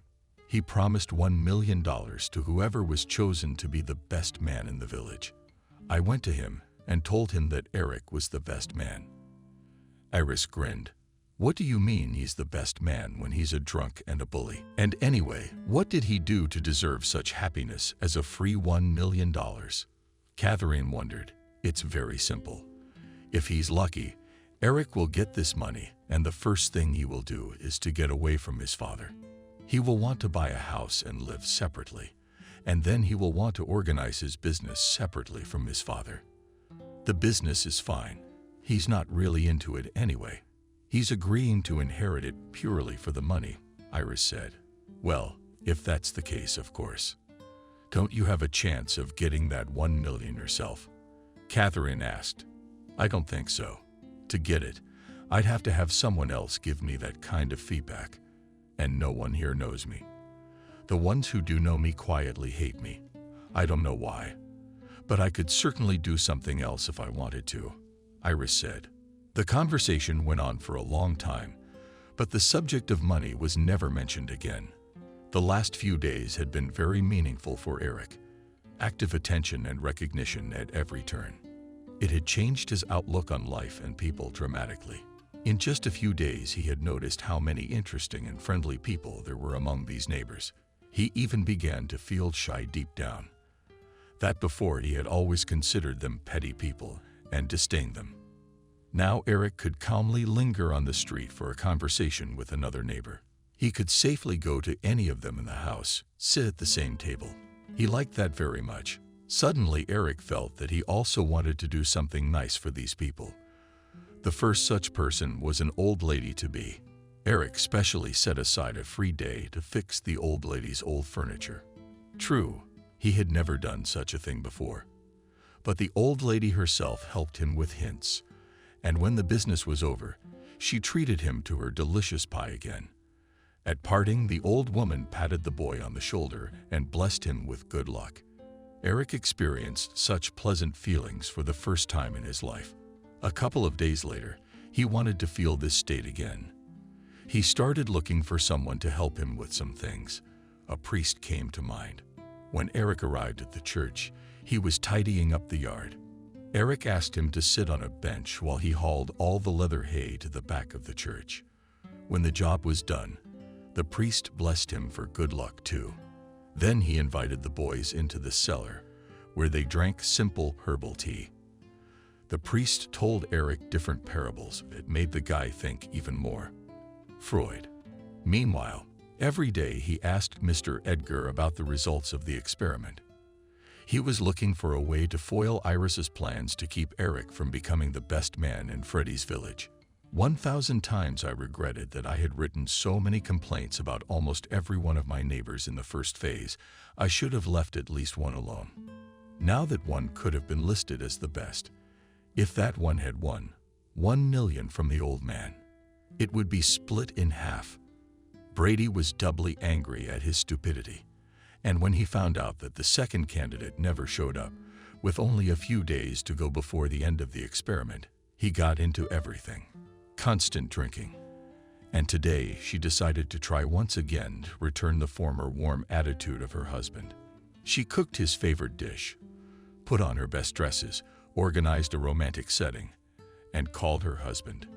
"Darling, so much has happened between us lately. I'm asking you to try to come home early tonight. I want us to have a romantic dinner," she said. "I can't promise you anything as I have important things planned for today. I'll probably be late." Dryly, Norman replied. The conversation ended very quickly. Norman hung up the phone and thought, since his wife was trying to win back his favor, she must have something to be ashamed of. The detectives, of course, found nothing suspicious in Iris's lifestyle, but still she was only to blame for allowing a situation in which he had to question her fidelity. Norman thought his deception about important business for the evening was correct, but in fact he had no important business to attend to. He had purposely decided not to have dinner together, so that Iris would be tormented as long as possible, and henceforth would not even think of breaking relations with him.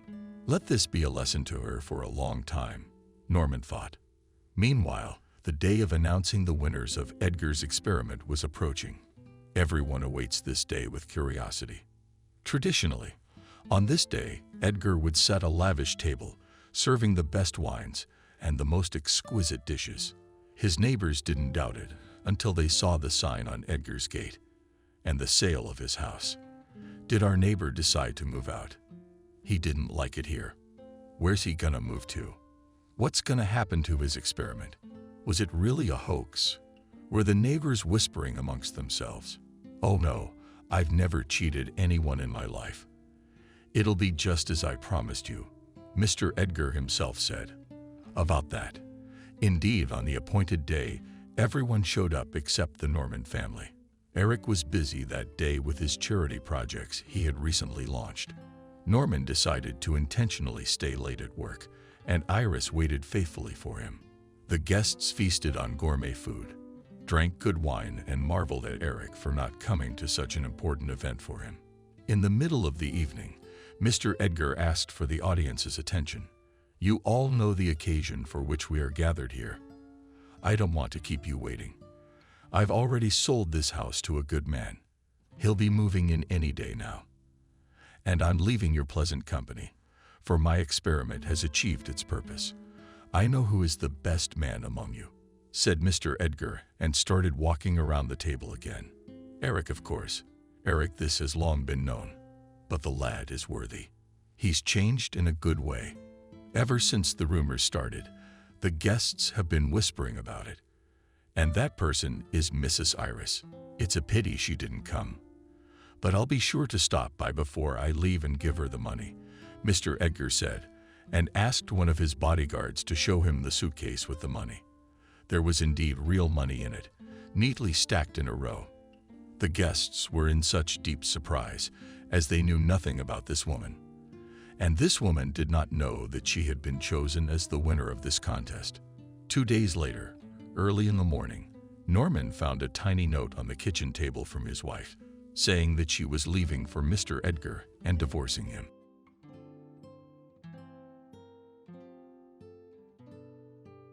Subscribe and click the bell. All modern hospitals have one thing in common. Life there has a special rhythm. Although the interiors are sterile, the environment changes every second of the day and night. From the outside, this heavy traffic may seem akin to Brennan's, but at a closer look, even a person far from medicine will realize how calibrated the algorithm of hospital life. Stephen felt like a fish out of water when he first arrived at the hospital. He had given more than 20 years to his favorite profession and knew perfectly well how this complex mechanism called a multidisciplinary clinic worked.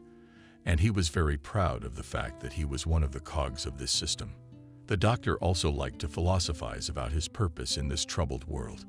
In the circle of colleagues, the man liked to repeat our mission to meet a new life. And that's fine. When you hold a little person in your arms, you feel like God, if not God, then his special representative on earth. It's a unique feeling. That morning, Stephen was also thinking about it, because he was about to perform a major operation to save another little life. He was already heading towards the opera block, as a dimensional figure of an older nurse, Camille Hold, suddenly appeared on his way. We'll have to postpone the operation for a while. Were you required by the chief to take such liberties with a junior in rank? Could well be construed as a breach of medical ethics. But in a lifeline clinic, in exceptional cases, it was allowed. All the more so for Camille, the oldest woman on the ward. She regarded everyone as her children, and she talked to the whole staff in that way. The most interesting thing is that doctors and nurses saw this good-natured woman as a second mother. Many shared secrets with her, and some even cried on her shoulder, and the head nurse found the right words for everyone. Noticing that the doctor hesitated, Camille repeated the address, but a tone louder. "But why are you frozen? Run to the chief on the carpet. He has something urgent to do with you." I told him we have women on the operating table. The situation is critical. And he wants Kazansky to see me. Don't worry about it. I've already warned Brown. That news has calmed the doctor down a bit. She hasn't left yet. Thank you. You're our lifesaver. Only instead of a fairy costume, I'm wearing a sterile gown that repels not only bacteria, but also cute elves. The woman made an expressive gesture with her hand and continued along the usual route. Stephen hurried to the elevator. The office of the chief was a floor above. There was a small queue in the reception area, and the receptionist looked at the newcomer with undisguised displeasure. She immediately pressed the selector button. "Christopher is here." "Good, I understand you."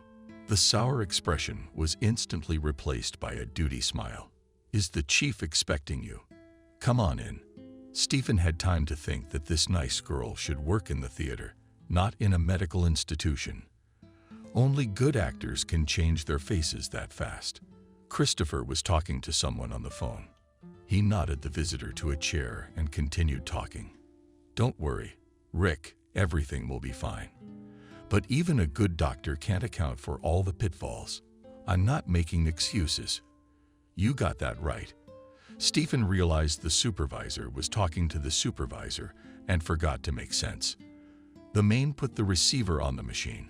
Then with a handkerchief he brushed the sweat off his forehead. "Here you, staffers, do not even suspect what labor is not worth defending you. But the most interesting thing is that you don't even appreciate it. You think I'm a hardened bureaucrat." For a minute there, Stephen felt sorry for him. Not a bad man, in principle, with whom he had more than just an official relationship.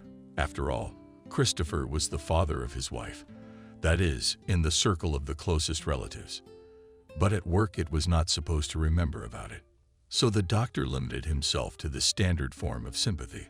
"Christopher, we appreciate and respect you. But I'd like to know why you called me in on such short notice." "I have a patient in surgery." The chief grimaced. "I understand your outrage, but I ordered Brown to replace you. She can handle it. I have no doubt that Emily can handle it. But the man's been off duty 24 hours. It's no big deal. It's not the first time she's been married.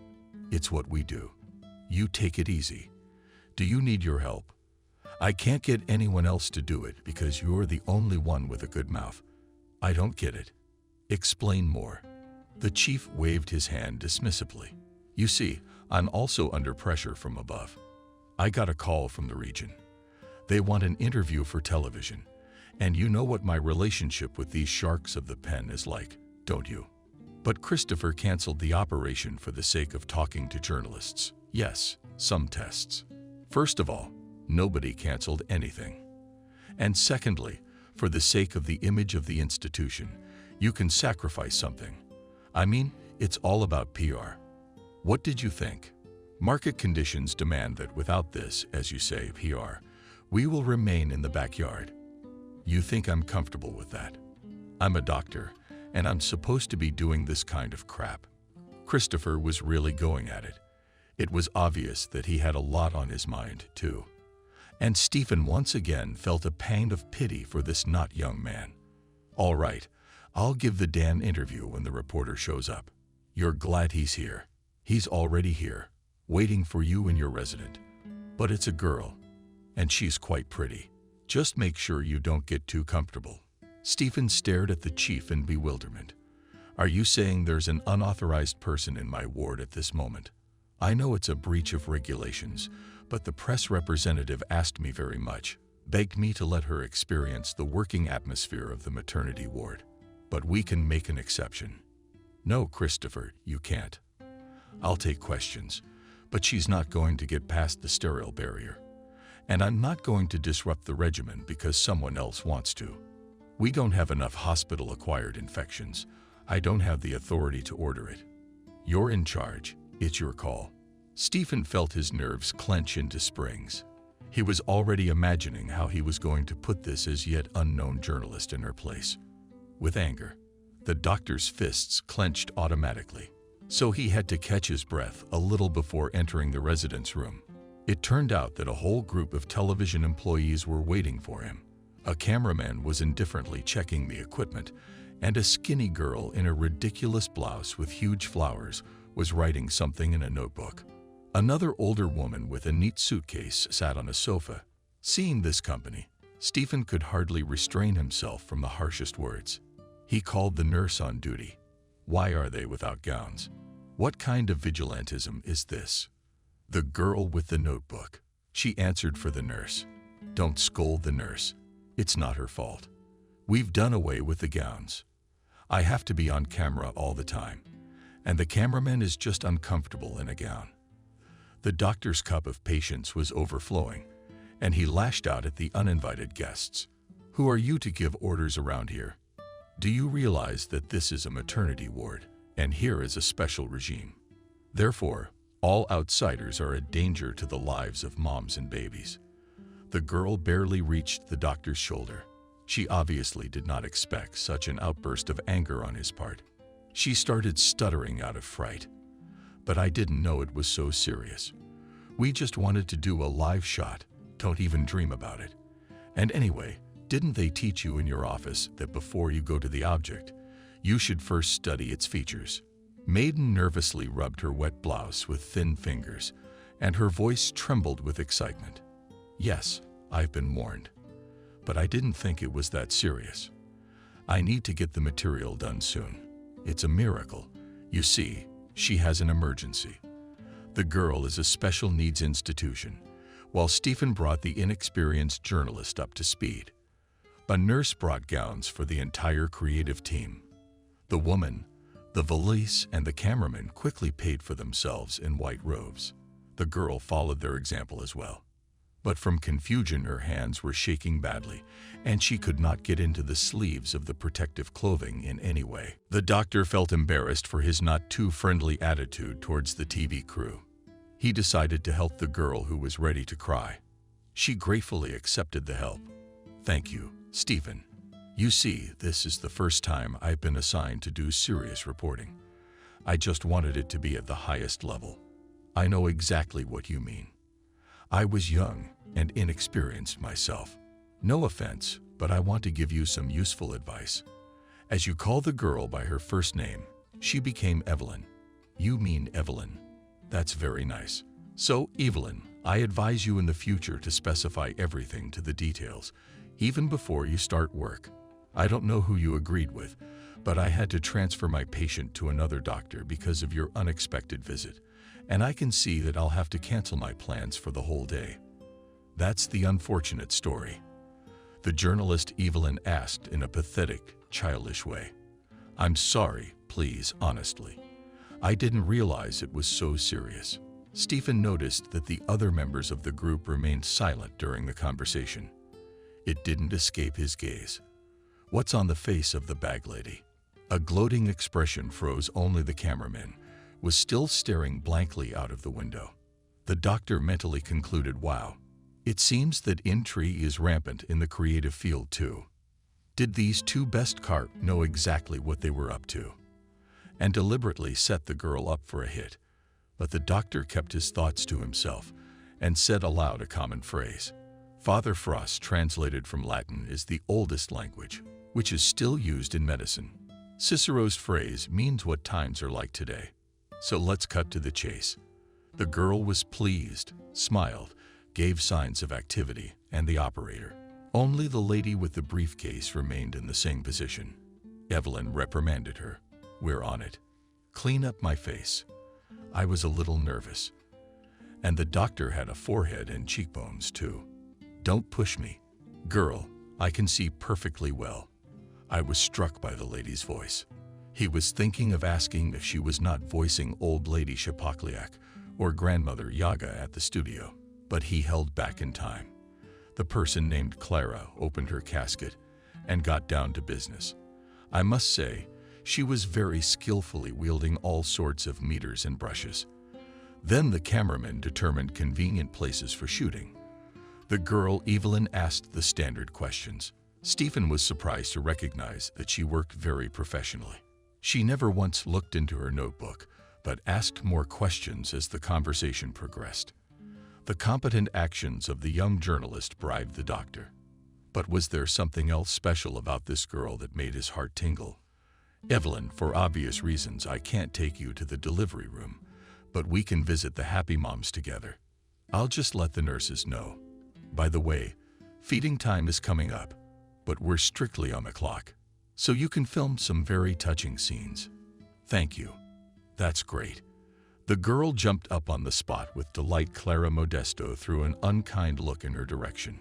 Stephen was sure that the Sorpas would snitch on the girl, but he did not speak out loud.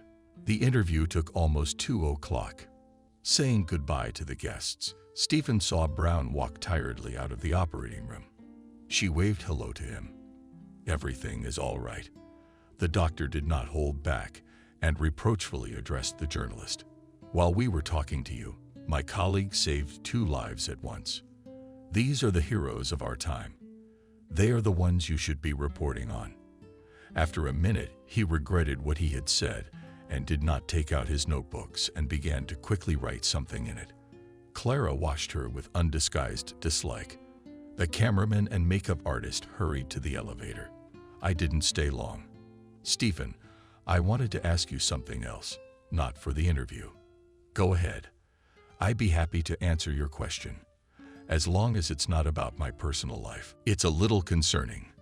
Tell me, did you immediately decide to become a doctor, or did you dream of another profession? No, this path was predetermined by fate itself. My mom spent almost 40 years in medicine, and I just couldn't choose another profession. One more question. Yes, where did you start practicing medicine? Well, usually after college, they send everyone away. That's what happened to me too. I had to work for 2 years in a wonderful town with the romantic name of Kamishin. Evelyn jumped for joy again. What a coincidence. My relatives live in Kamishin. You're from there too. Stephen did not like that the girl was interested in such details. He evasively answered no. I only practiced there, but that was a long time ago. More than 20 years ago. To be honest, I've already forgotten what the town looks like. Stephen twisted his heart because he often recalled his early years in a small town in the countryside. It was the annoying journalist who had stirred up something in his soul that he had been hiding all these years. Stephen had always considered himself a capital city dweller, although his childhood and youth were spent in the Moscow suburbs. However, in Liberty, all the guys considered themselves cool, and there were many reasons for this. But the main thing is that it was in this city that the lube band appeared. Therefore, all residents from preschoolers to old people were proud of their compatriotism with the popular collective. Stephen was also a fan of musicians, but at that time to get a ticket to a concert of lube was unrealistic.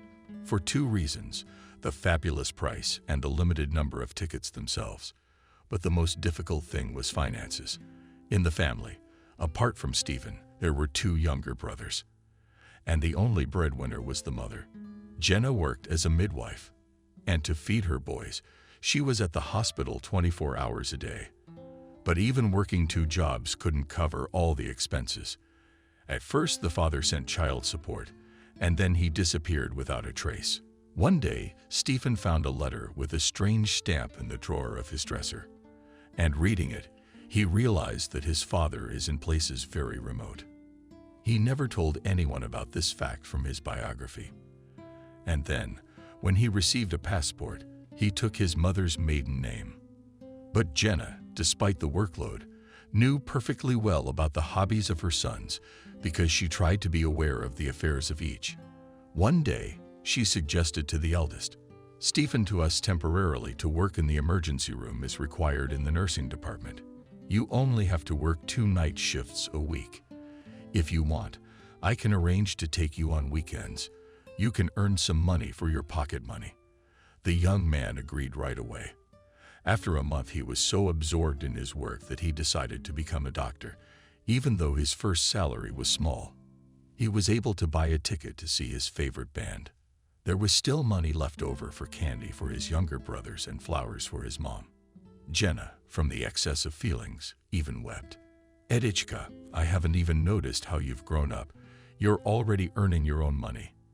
Encouraged by his first success, the boy assured his mother that this was just the beginning. Mom, I will definitely become a doctor and will get good money.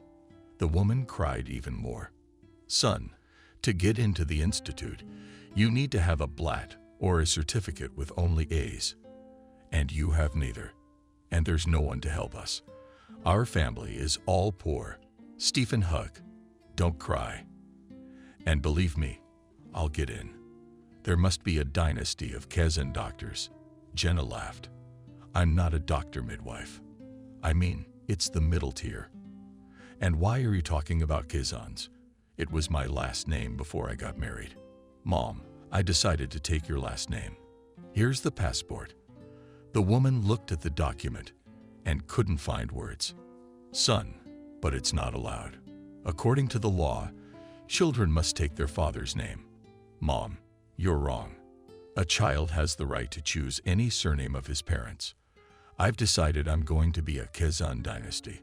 Sounds great. Didn't you say my grandfather was in medicine? Yes, he was a paramedic, and Mom was a professor at the pharmacy. So you see, it's a dynasty. Don't worry about getting in. There's still time for me to do better in my studies. Stephen didn't have a problem with his studies. He was considered one of the best students in the school. But still, he couldn't get a red certificate. He spent the rest of the year studying hard. And as a result, he received a document with only one B. Teachers were amazed at the boy's ambition. What a good boy.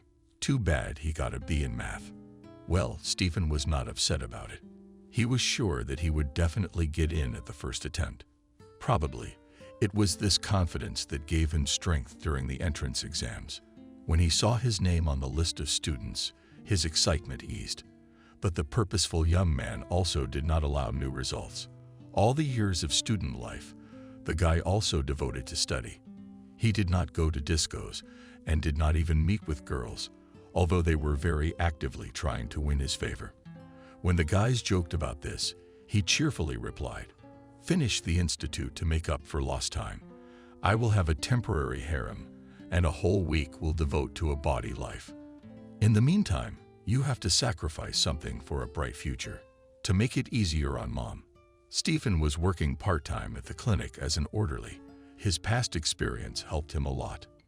His older coworkers used to tease him all the time. "Student, where did you learn all this stuff? You can already be trusted with a scalpel." Of course, the praise was pleasant to the guy, but he never turned up his nose. In his third year, he decided to choose ecology. Fellow students, they made fun of him. Stephen is not a man's business. But the guy was convinced that gender does not affect the choice of specialization.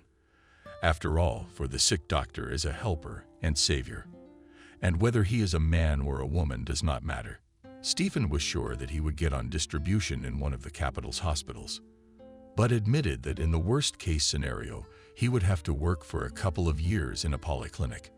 But the promising student did not expect that he would be sent into exile in the unfamiliar city of Kamishin.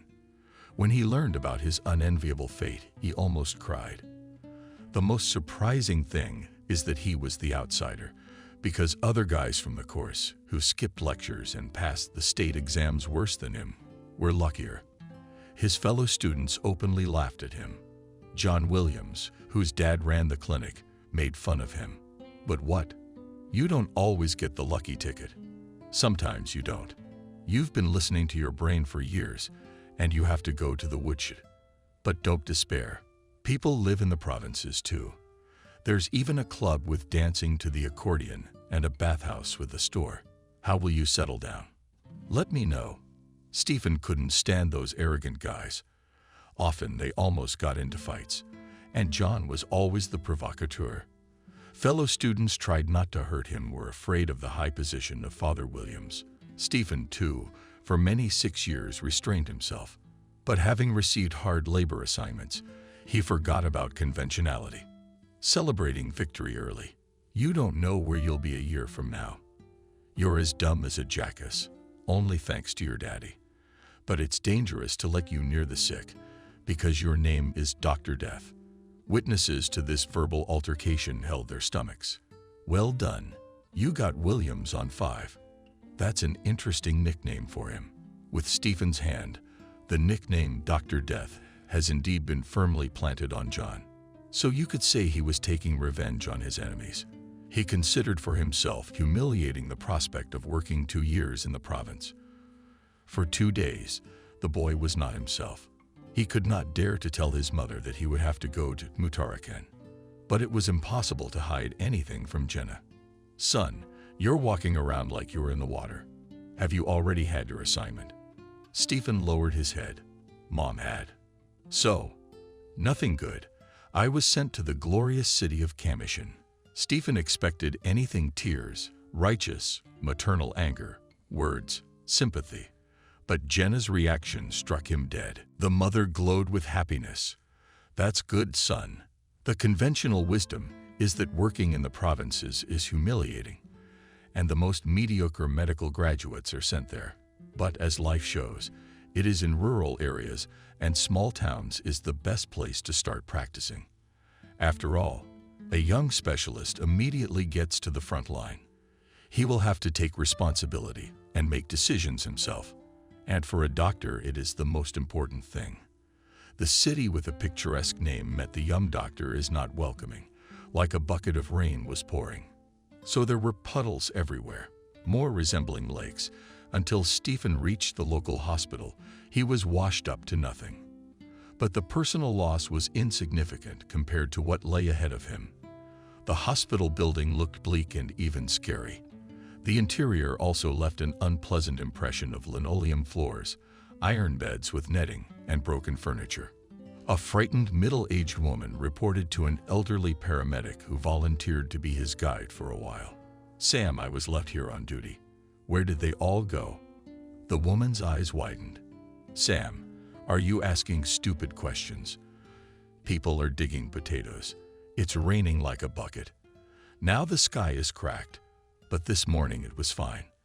The woman looked at Sam as if she was seeing him for the first time. The man felt uncomfortable in front of the young specialist and tried to justify the actions of his colleagues. Do not think, Stephen. We have a good, very friendly team. Yes, that's what I noticed. Friendly. Tell me, Sam, what if there's an emergency? Well, God forbid, of course, bleeding or even a hypertensive crisis. What will the guard do then? The paramedic blushed. Then the cough is gone. We have developed a special algorithm. If something happens, calls the doctor on duty. Wow, you even have a doctor. Good thing I won't be here alone. The paramedic proudly pointed out that we have 7 doctors on our staff, but only half of them are employed. Do not think. We are not some backward hospital of Sarah's times, but quite a modern institution. Only our funding is poor. But that's for now. Wendy decided to support her colleague. Don't be afraid, dear man. We have good people working for us. And when we need to cover up, I always hand them all over. Who are you? Stephen thought Wendy was a nurse and asked her a question just to be on the safe side. But what was his surprise when the woman shook her head proudly. Kudryashov replied, and I'm a junior physician's assistant. Stephen felt his lower jaw slowly dropping. He looked at the embarrassed Sam. Oh, you guys. So, everyone's off to the potato patch. And left the orderlies on the lookout. Wendy, but it offended the new doctor. Am I not a human being? Maybe I know more than you do. I've been in a lot of binds. I can take a plaster cast and give a shot if they ask me to. What else can we do? How many doctors have been in our hospital? Tell Sam. But many were young and eager, but none stayed long. Wendy decided to put an end to the argument. And I don't know what to call you. You'll find it in a year or two, too. Okay, I'm gonna go. I'm gonna clean up before dinner's served. The tour of the hospital ended with a visit to the food block. Sam was visibly animated and praised the cooks at every turn. Girls, We have such masters that as in a fairy tale they make soup from an axe. Valuable personnel. And you, remember, what is your duty to take a sample? Food. The unit was on the fringe in the furthest corner of the hospital grounds. At first, Stephen thought it was a garage or a warehouse, but when he realized it was a moss-covered building where food was prepared, he couldn't help himself. Tell me, dear Sams, did they happen to make war movies in this set? Hospital. The tour guide took offense. Why don't you like it? We have a normal hospital. Thanks for that. In the neighboring district, the building has completely collapsed. Now they take their sick and laboring women to us. Even so, I didn't think there could be anything worse than this pathetic spectacle. Sam the paramedic took even more offense. Yes. Do you know what kind of people worked here? Real surgeons, top-notch. They did surgeries that you can't get in a hospital in the capital. If you like it here, you can get out of here. We're not keeping anyone. Stephen realized that he had offended an elderly paramedic who had worked in this hospital all of his life. He apologized to him for a long time. And then he took the keys to the service apartment and went to the wooden building where Sam pointed to the glorious town of Kemishin. He was preparing new surprises for the young doctor. The wooden structure turned out to be a dormitory family-type room in which Stephen was to live. Also caused complete disappointment. The only thing that pleased him was hot water and a bathroom. Before he could look around, there was a knock on the door. Come in. The young man expected to see anyone but a pretty girl. Hello. Congratulations on moving in. I'm your neighbor, Vanessa. The girl confidently extended her hand. Stephen was confused for a moment. And I'm Stephen. That is, Stephen had just arrived today to serve at the local medical center. I have to admit, I still can't get over the shock. It's not surprising. I was in the same state for a while. But I got used to it. I'm thankful they gave me a place to live, or I'd have had to wander around in dark apartments. We're not coworkers by any chance, are we? I've only been working here a couple months. I was assigned to this dump right out of college. You won't believe it, but I sat there for a week. I even had bad thoughts. Vanessa laughed. It's a joke in this nice town. Only black thoughts come into your head. Of course, one gets used to everything. But I'm not going to stay here for long. I'll work my ass off and look for a better place. The whole evening the unhappy neighbors spent together. Vanessa fed the newly arrived doctor a delicious borscht, since it was the first time they had met. They decided to cement their acquaintance with a bottle of champagne. In the evening, Vanessa suggested that maybe we could go for a little walk before going to bed. I have to go on duty tomorrow morning, and I can't get used to the new place. I'm not sleeping well. As a Dutch gentleman should, Stephen volunteered to escort the girl. The weather was fine, and only huge puddles reminded of the recent rain. The streets were quiet and deserted. Only rare couples in the arms of passers-by were walking along the park path. Stephen felt cozy in the company of this girl. Vanessa, do you happen to have a feeling that we have met before? A little bit. But scientists attribute this phenomenon to the same psychotype of people. Vanessa, how you've just ruthlessly cut short my fantasies. I was already immersed in romantic reveries. I'm a realist, even a pragmatist. Do you remember the catchphrase about living life without pain? Well, yes, so that it doesn't hurt and resent wasted time. That's why I already have everything scheduled for several years ahead from the drum. I'll find a good job in the city. Perhaps I'll study further. Get married when all girls dream of getting married. Vanessa laughed. I also have this point in mind. But I won't marry the first man I meet. Excuse me for an indiscreet question, but what candidates will be considered? Only prospective ones. It may sound rude, but I don't need a simple man who works at a machine or drives for a meager salary. I see. Do you dream, as many girls do, of marrying rich men? I think they call them oligarchs nowadays. No, I'm not looking for a purse on legs, but financial stability never hurts. And the main thing, I dream to meet an established man. so that he had a good job, his own place, and other basics. And you will not be bored. Why, following your example, Vanessa, I will also refer to psychologists. So they say that when a person lives in full prosperity, he becomes wildly bored. I won't be bored. They walked until almost midnight. When they were walking back to the dormitory, Stephen noticed the silhouette of a man. Vanessa said grudgingly, "There goes that Robert again." Stephen grinned at the groomer. "Kind of like that one.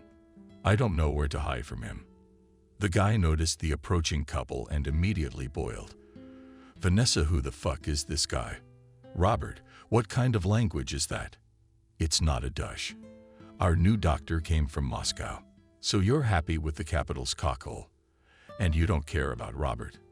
Vanessa wanted to say something, but Stephen beat her to it. He was much stronger and taller than Robert, and he deftly lifted him off the ground. "Look, young man, if I hear one more rude word about my neighbor and my colleague." The kid got away with what? It was nothing. "I'll give you a nail enema." Vanessa burst out laughing, and Robert flapped his eyes in confusion. "What do you mean with nails? Are there such enemas?" "They do. But they're done for prophylactic purposes." Robert left the scene of the fight, but he came right back. "Hey, Doc, that's my girl. I see you around her again. You're on your own. And I don't give a damn about your medical stuff like enemas and nails." It was a night Stephen would remember for the rest of his life. For Vanessa, it was also a landmark. Now, after her shift, she was in a hurry to get home, and in the evenings she waited for her neighbor to return from work. Unhappy Robert was suffering from unrequited love alone on a bench near the dormitory. Stephen felt sorry for the guy, and he once said to Vanessa, "Are you sure that everything in your life will go according to the pre-scheduled plan? Don't you think that one day will come, you're gonna regret ever turning that guy down?" "That could happen. But I don't see that man around me." "You're wrong. At first I thought this Robert was a hapless kid too.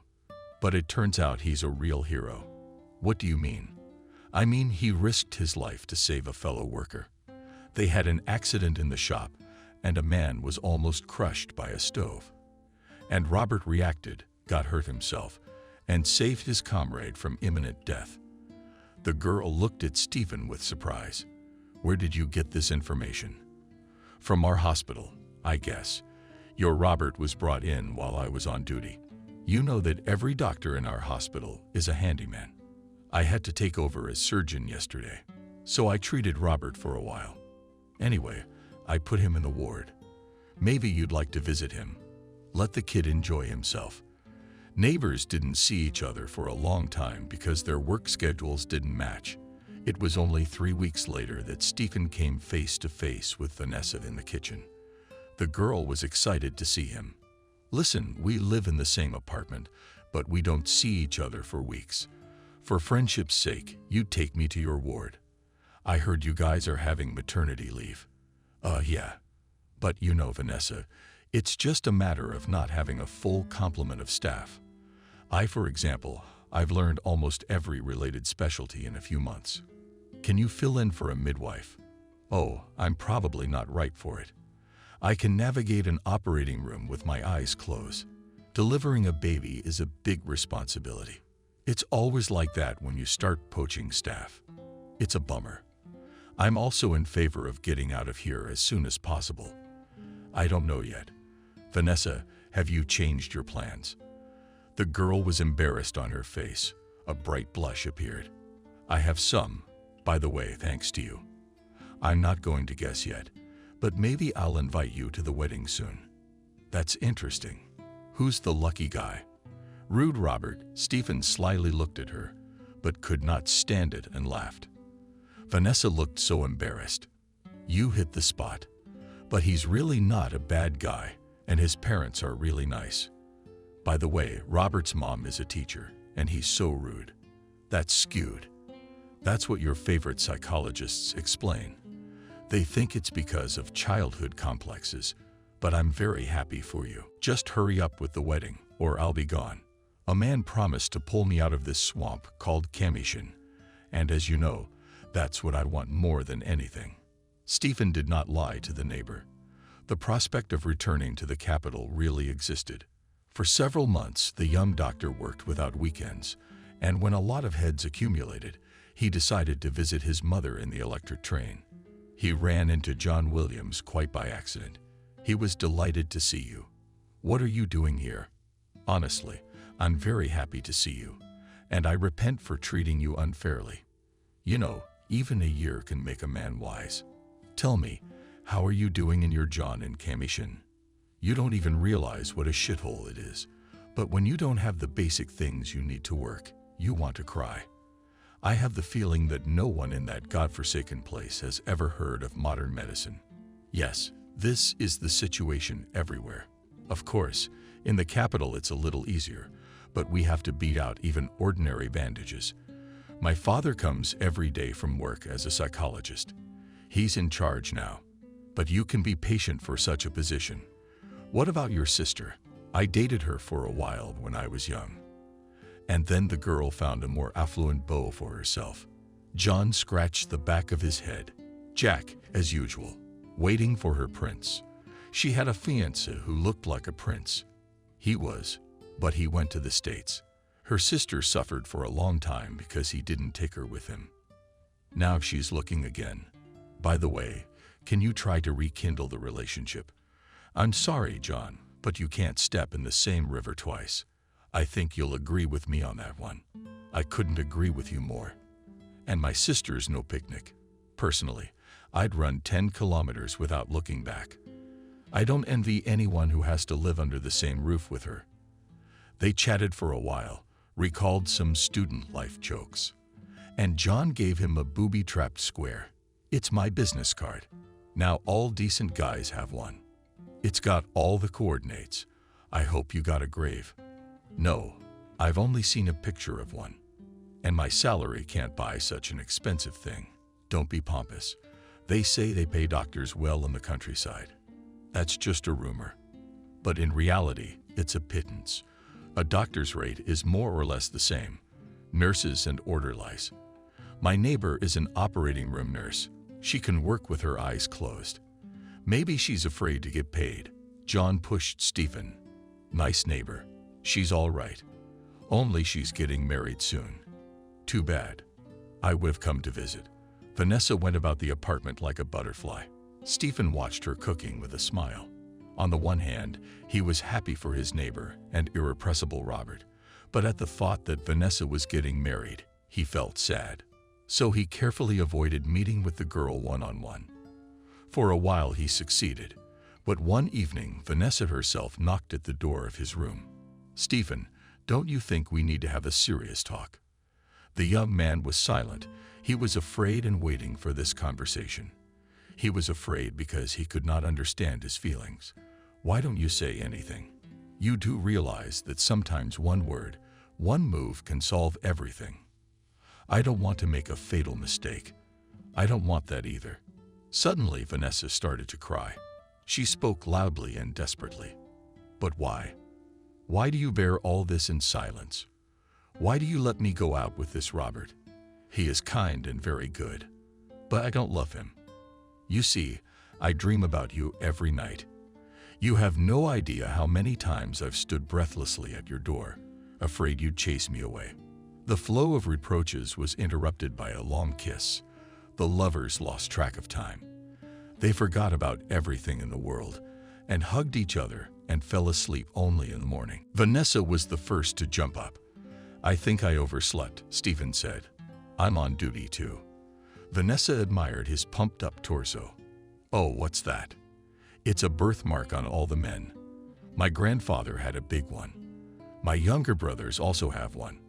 Vanessa's eyes are on fire again. Let's call the hospital and say we've caught the plague and we're quarantined. No, I don't want the plague. Let's just keep it simple. All right, fine. Then it's chicken pox and dysentery or rubella. Vanessa, stop scaring me with scary infections or I'll run away from you. You won't. I'll find you by your birthmark and I'll get you out of the ground. In a burst of happiness, the couple completely forgot about Robert. Only on the doorstep of the apartment Vanessa remembered her fiancé. and said firmly, "There will be no wedding." "Stephen, I'm right." The man was confused. "I don't know yet. Everything happened so spontaneously. I must have misspoken. There will be a wedding, but not with Robert. I mean, we're together now and forever." To avoid answering the question, Stephen kissed his beloved. And at night, when he was returning from duty near the entrance, someone came at him from behind and knocked him to the ground. From his breathing and the blows that were coming at him from different directions, the doctor realized that at least 3 people were torturing him. Before he lost consciousness, he heard Vanessa screaming, "What are you assholes doing? Leave him alone." After that, Stephen fell into a void where it was very dark. The whole battered body was pierced with pain. The first thing Stephen woke up to was Vanessa's crying face. "Honey, I'm sorry, it's all my fault." Then came the face of the district attorney. "The doctors did a great job on you. You can talk. Who attacked you? We'll draw up a report." Stephen tried to speak, but he was immediately pierced by pain. He whispered quietly, "There's no need for a report. I treated myself while I was being treated." "Precinct officers." The doctor was indignant. "Do you realize that by your refusal you are encouraging criminals? I will not write and sign anything. Everything happened by accident." The policemen left with nothing. Vanessa stayed at the doctor's bedside for days. She spoon-fed him, tried to support him in every possible way. But the most important thing the man learned from her was that the girl canceled the wedding. "We're getting married now." But the doctor was silent. The girl thought that it was just hard for him to talk. Then she asked him the question several times, but he always answered evasively. "Of course, Vanessa, you and I will marry, but we must wait a little longer. I'm not quite strong enough yet. Why would you want such a useless husband? I'll faint at the most important moment." Vanessa understood the joke and waited for her lover to decide on an important step. But days went by and nothing changed. Stephen understood perfectly well that it could not go on like this. One day, when Vanessa was at work, he found John's business card and called his home phone. Tho answered right away. "It's a good thing you called. As they say, the catcher flees the beast.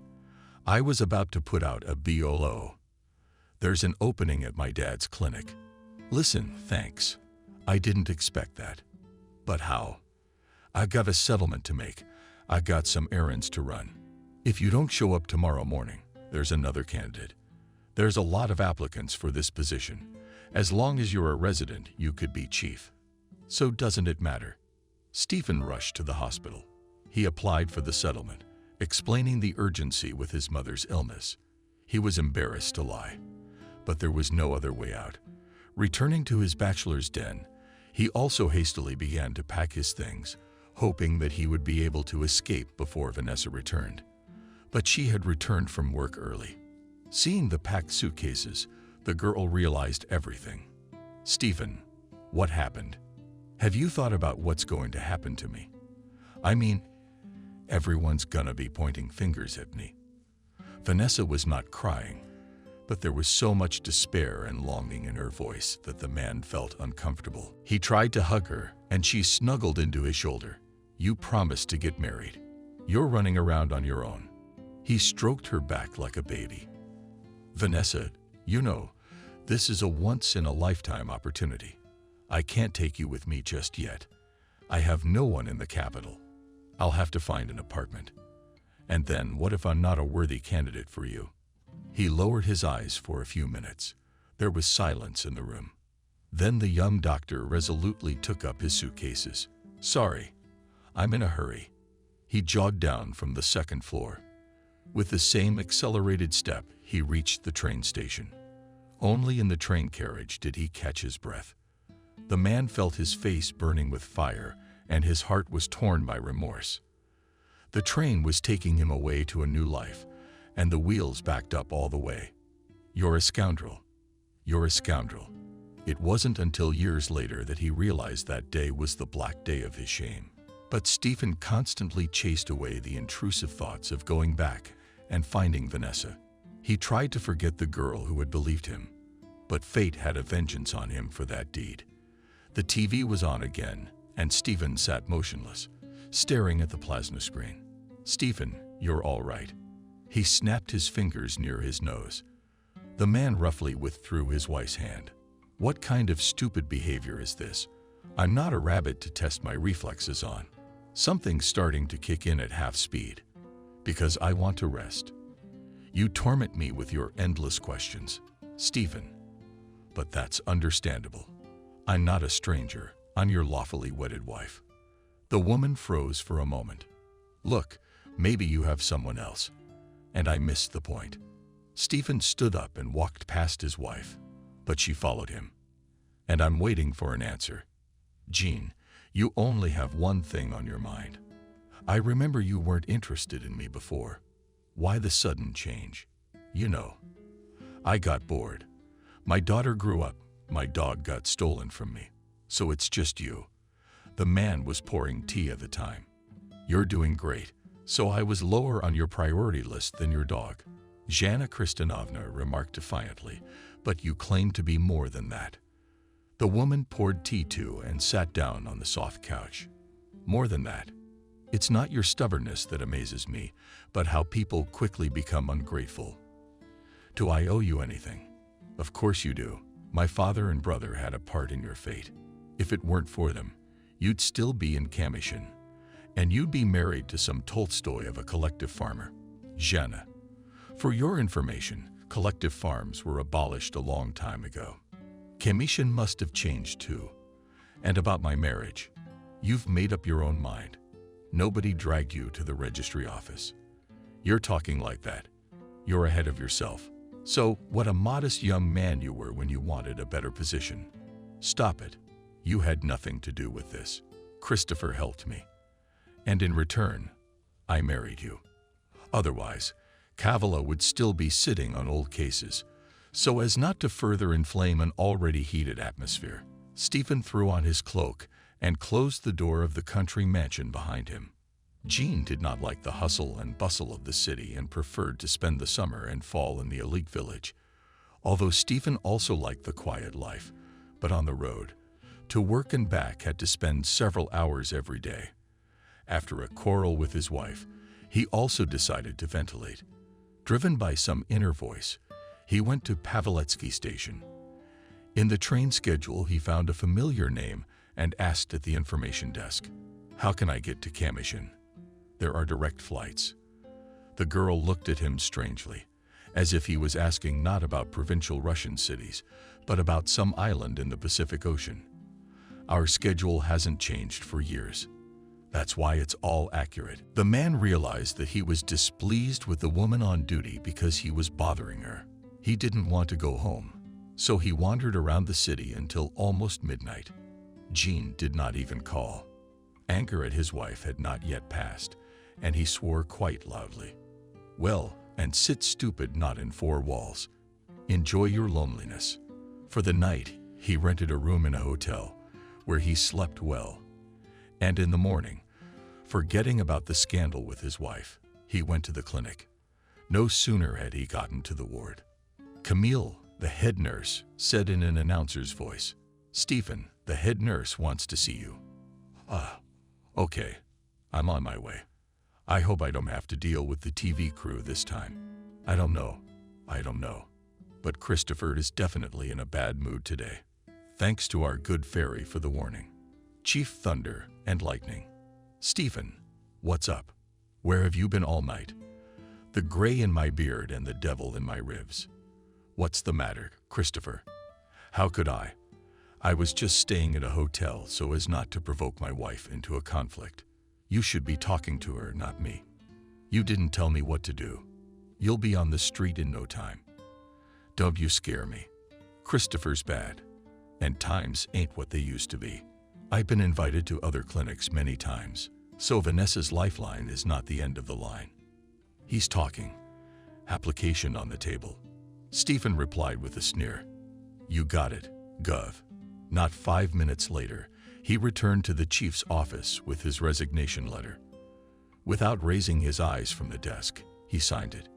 "Get out of here. What's the name of the town? Where did I pull you from? Reeves? Almost there. Commission.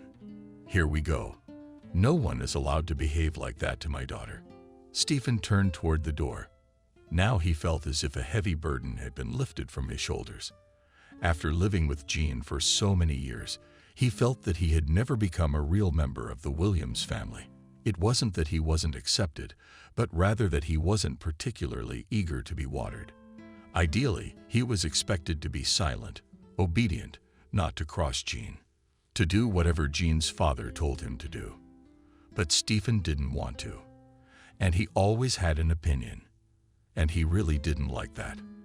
They're not her dads. At work, they sort of got along, but only because Christopher had to admit Stephen was a good doctor, had to admit it, but he never said it out loud. You know, Christopher, I should thank you now that we're breaking up when I'm still in my prime. I mean, I'll still have a job and a family. It's high time you took a well-deserved vacation with Jean's grandchildren. You'll never get any, because it's too late. She won't even marry again, because no one needs her. She wasn't even needed then. But I had to pay the price for my desire to change jobs. The price is very high. By the way, Christopher jumped out of her chair. Out, Stephen hummed and walked out. He felt so good after he had said it all. He was walking down the hall, and he wanted to boo. Of course, at that moment he ran into Camille. So what happened that you're smiling after going to the chief? He rounded on the head nurse. The best thing that could have happened, Camille. She looked at him in surprise. Raised your salary, promoted you. Stephen, don't tell me I've been fired already. Stephen gave the surprised woman one last twirl and walked on. She stared after him. Crazy. Find something to be happy about. Fired. It turns out that family life is over too. She shook her head and hurried away, that's all. That's the kind of news you don't get on the road. Stephen had a conversation with his wife ahead of him. He understood perfectly well that he could not expect any good from this conversation, but he was ready. What was it to endure her squeals for an hour or less when he'd endured them for so many years? Jean, I expected a very different turn. She was sure that her husband would come and apologize and urge her to talk to her father. She'd already prepared a lot of phrases to hurt her husband, but when he came home, she saw no trace of remorse. Jean sat back in her chair and turned away defiantly, but Stephen walked past her and pulled out his large suitcase. For 5 minutes, she just watched him in amazement. Then she came over. What are you doing? Packing. Why? But I think you'll at least think about it before you do. I'm leaving, and I'm doing it with great pleasure. Jean was confused. Everything was not going at all according to plan. Not according to her plan, but to lose face is not a matter of losing face. That's right. Go back to where we got you out of. Stephen turned to her. You know I will. Jean was completely confused, but he picked up the suitcase and headed for the exit. I'll file the papers myself. Stephen did not even expect that traveling by train would have such a positive effect on his psyche. Everything in the compartment was decorated in a modern style, and he enjoyed looking out the window, behind which flashed colorful summer landscapes. All the unpleasant things had faded into the background, and he no longer cared about his work at the clinic or his frantic wife. It was time for lunch. The man grabbed his jacket and opened the compartment door. At that time, a young woman was just passing by. It was easy to guess from her figure that she was pregnant. With a doctor's experienced eye, he determined that the lady was about to give birth. He had always been against any traveling of pregnant women in the last month. That's why even now, when he saw the negligent mother, he couldn't help himself and said loudly, "But where, tell me, will she go when she is going to give birth any day now?" That mom's went. The sun was flooding the carriage of the fast train, so the doctor did not immediately see the woman's face. She was the first to recognize it. "Doctor, what meeting?" "Oh my goodness, I was going to visit my family." "And you are?" Stephen was a little confused. The journalist Evelyn was nothing like the shy girl in the ridiculous blouse he interviewed. "I have to check on someone too, and I just want to get away." I'm tired of work. I'm tired too. You know, I've been sent all the time to places where I can't go. And everyone's demanding. Evelyn, it's so annoying that I was so happy to be pregnant. By the way, about your situation, shouldn't you be hitting the road? Oh, doctor, it's not a plane, it's a train. Nothing's going to happen to me. Allow me an indiscreet question. Where's your husband? Kevin. Is he working? He hasn't been released. And you shouldn't have risked it. Stephen thought to himself. Kindergarten, by God. Out loud. He said, if memory serves me correctly. Evelyn. Aha. You're trying to walk less. When's your due date? Oh, it's still 2 weeks away. The doctor didn't say anything to the girl, but thought to himself it would be good if the contractions started in a couple of days, not sooner. The man went to a restaurant, where he had a wonderful lunch. He was accompanied by a doctor he knew, with whom they had crossed paths several times at health meetings. They drank a glass of good wine and talked about the problems of modern medicine. When the interlocutor learned that at the moment Stephen is out of work, he even rejoiced. Colleague, you have God sent me. We're short-staffed. You could say we're suffocating. There's not a single competent specialist in the maternity ward.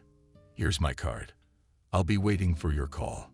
After dinner, Stephen went to his car, which was at the head of the train, and Stephen went to his own.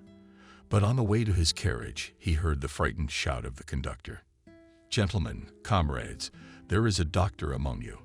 A woman giving birth to a doctor rushed forward to the compartment the conductor was pointing to. Are you a doctor? Let me through. You know, there's something wrong.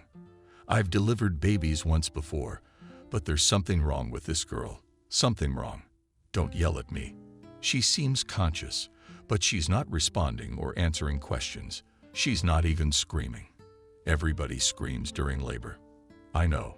She's not screaming. Shouldn't we tell the trainmaster? Yes, absolutely. Tell them to stop the train at the nearest station and have an ambulance there. The conductor was about to run, but the doctor stopped her. One more thing, please. There's a colleague of mine in the third car. Could you please call him? Because it's going to be difficult to manage alone. Of course, doctor. We have a satellite link. We'll be in touch in a moment. At almost 2 o'clock, the doctor stayed with the girl. A friend of Stephen said, and she should be drained. I'm afraid we're gonna lose our mom. Colleague, we'll try to make it on our own, especially soon the station. The passengers were excitedly discussing this unusual incident. Some gave examples from their own lives. Finally, there was a loud scream, and everyone shouted hooray. A man was born. The tired doctors also rejoiced at the successful resolution of the situation. Stephen asked the happy mother, "Do you even have diapers and clothes for the baby?"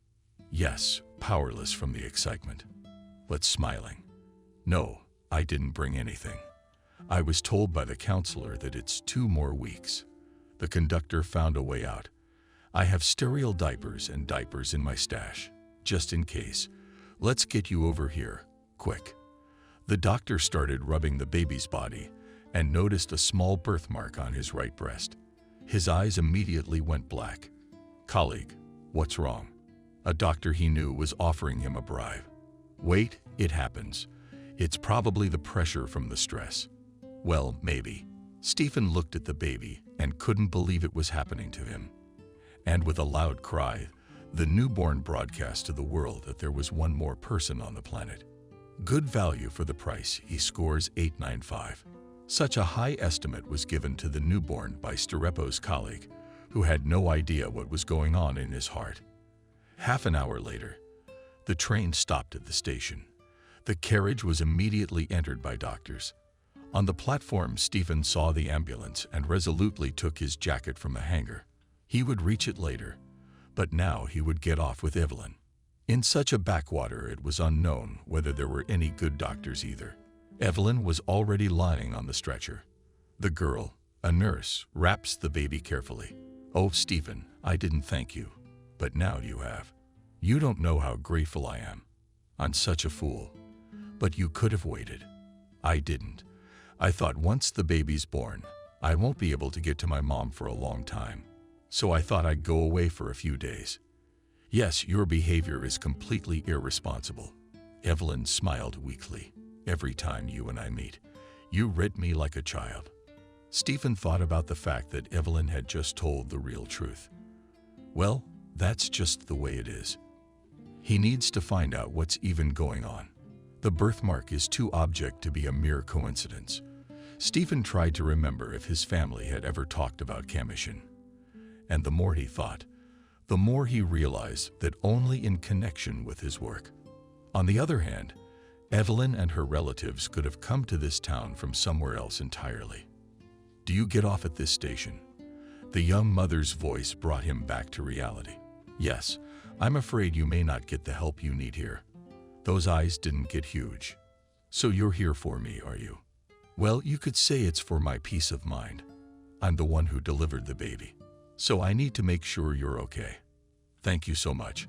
I've already called my husband, and he'll be here tonight. Oh, how he screamed.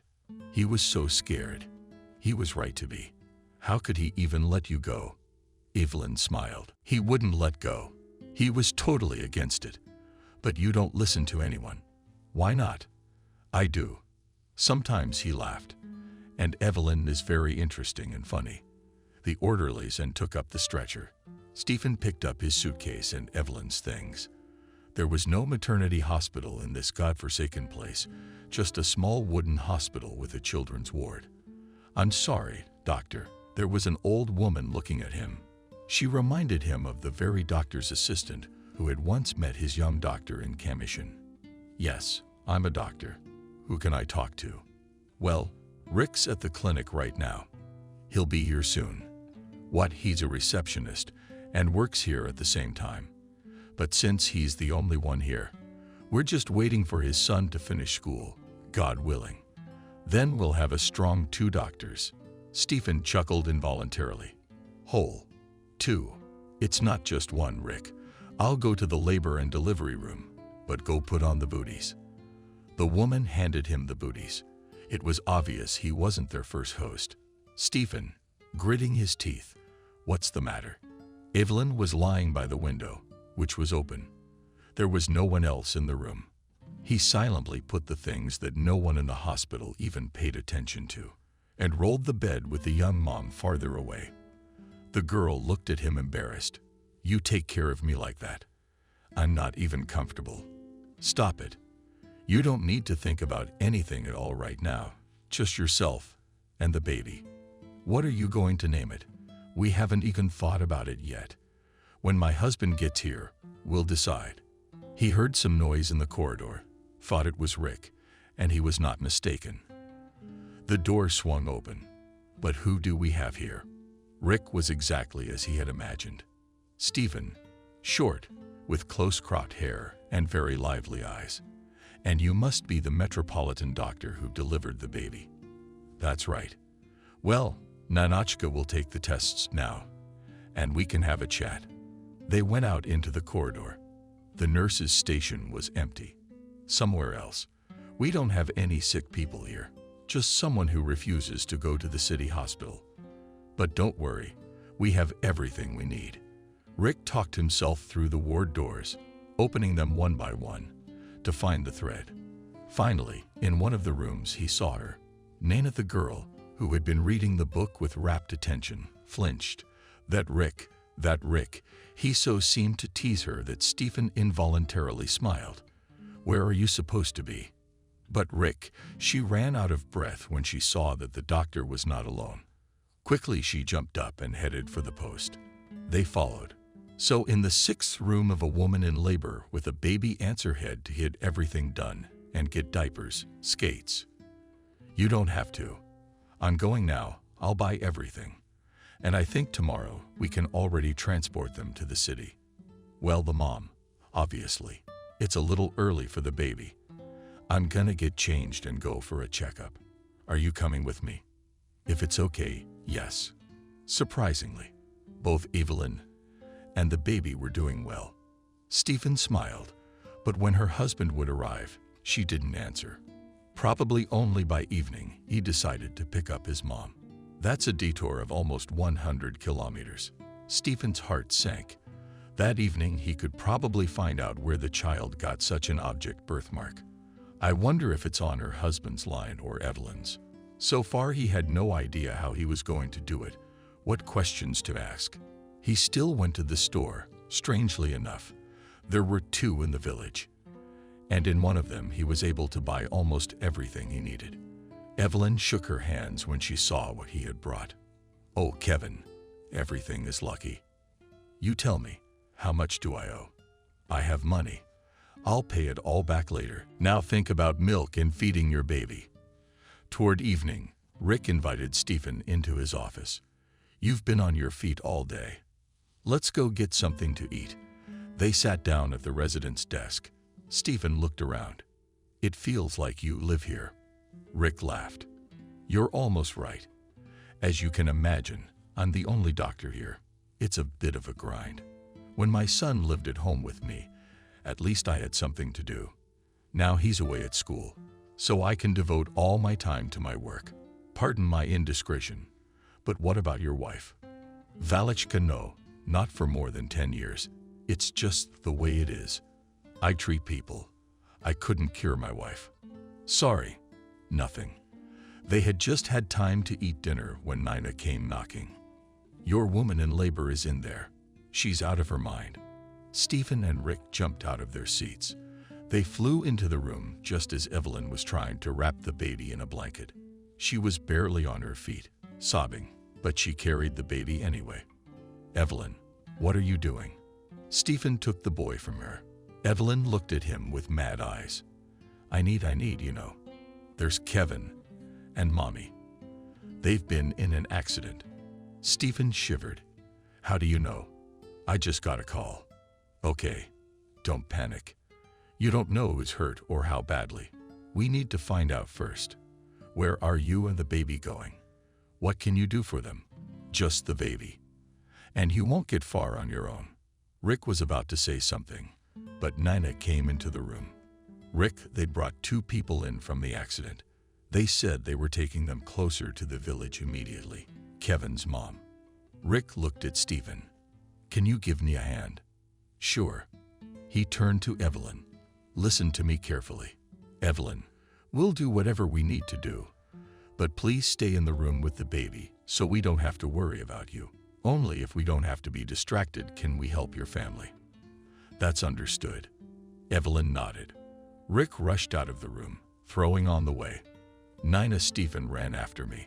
Evelyn's husband wasn't hurt very badly. After a cursory examination, it was clear that he had a couple of fractures and a few cuts that needed stitches. Nina escorted Stephen and Kevin into the examination room, where Stephen took over.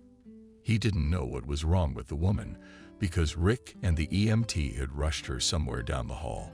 Kevin, writhing in pain, asked, "Tell me, my wife, how is she? Is she with you? She gave birth on the train." "Don't worry, Evelyn's fine." "What are you in for now? Can you talk to her?" "No, I'm not going." Stephen looked at the young man in surprise. "Why is that? What am I gonna tell her?" "I killed your mom. My wife's mom was riding with me. Who knows what happened to the steering wheel? It just started spinning freely at one point. No action on the wheels. But her mom's alive. Why are you burying her before her time?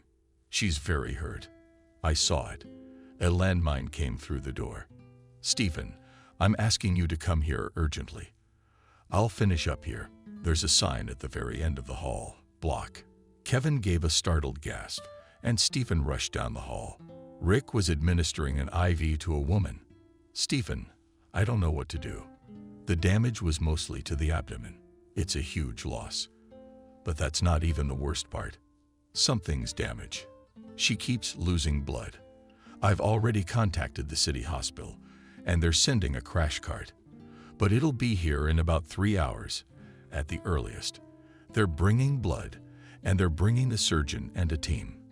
Even if they make it, which I highly doubt, we can't take her anyway. She'll die on the way. What are your thoughts?" "No thoughts. 10, 15 years ago, I would have said we should operate. There are no conditions, but human life now, I understand perfectly well that we can't do anything in such conditions without the right equipment. Stephen began to examine the woman. Rick, I think we should try it. And then he hesitated. He looked at the woman's face. Vanessa. Rick turned to him in surprise. Do you two know each other? And then something clicked in Stephen's head, and everything fell into place. Vanessa Evelyn, the baby with the birthmark. No, it can't be. It can't be. Stephen, there's nothing wrong with you. He looked at Rick with crazy eyes. Is there anyone else we can call for help? Our nurse is old, but she's been an operating room nurse for years. Ninochka is inexperienced, but she's a good thinker. And 2 nurses who also work here. Page everyone. Let's get ready for surgery. Rick stood there for a second, looking at Stepmother. Are you sure? Yeah. We need to find the source of the bleeding. Then maybe they'll come in from the city. Rick jumped out of the office, out of the hallway. His voice came out. Quickly, we're gonna get everybody into surgery right away. Stephen stood looking at Vanessa. How many years? It was over 20. Vanessa's face was pale, but he could still see that the years had not changed her much. Rick returned and Stephen went to change. In the hallway, he met a startled Evelyn. Tell me, how's Mom? He looked at the girl, then took her hand. I'm not going to lie to you. It's pretty bad. There's a car on its way to us from town, but they might just not make it in time. Down the hallway toward them, Kevin was hobbling toward them. Evelyn. She turned around, threw herself into a hug.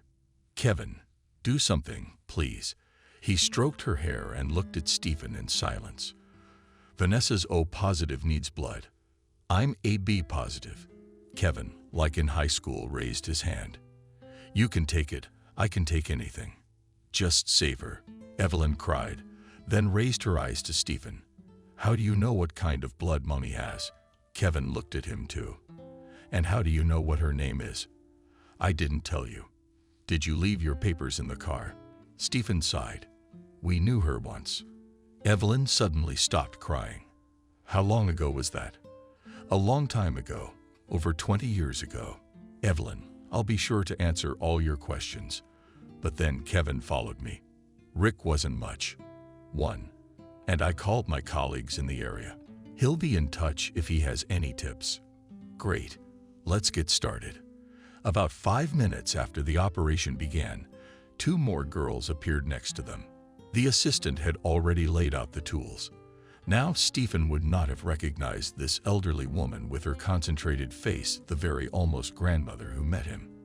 After an hour and a half, they moved away from the table. Rick looked at everyone. Thank you, colleagues. What we have all accomplished today is a true miracle. Now we just have to wait.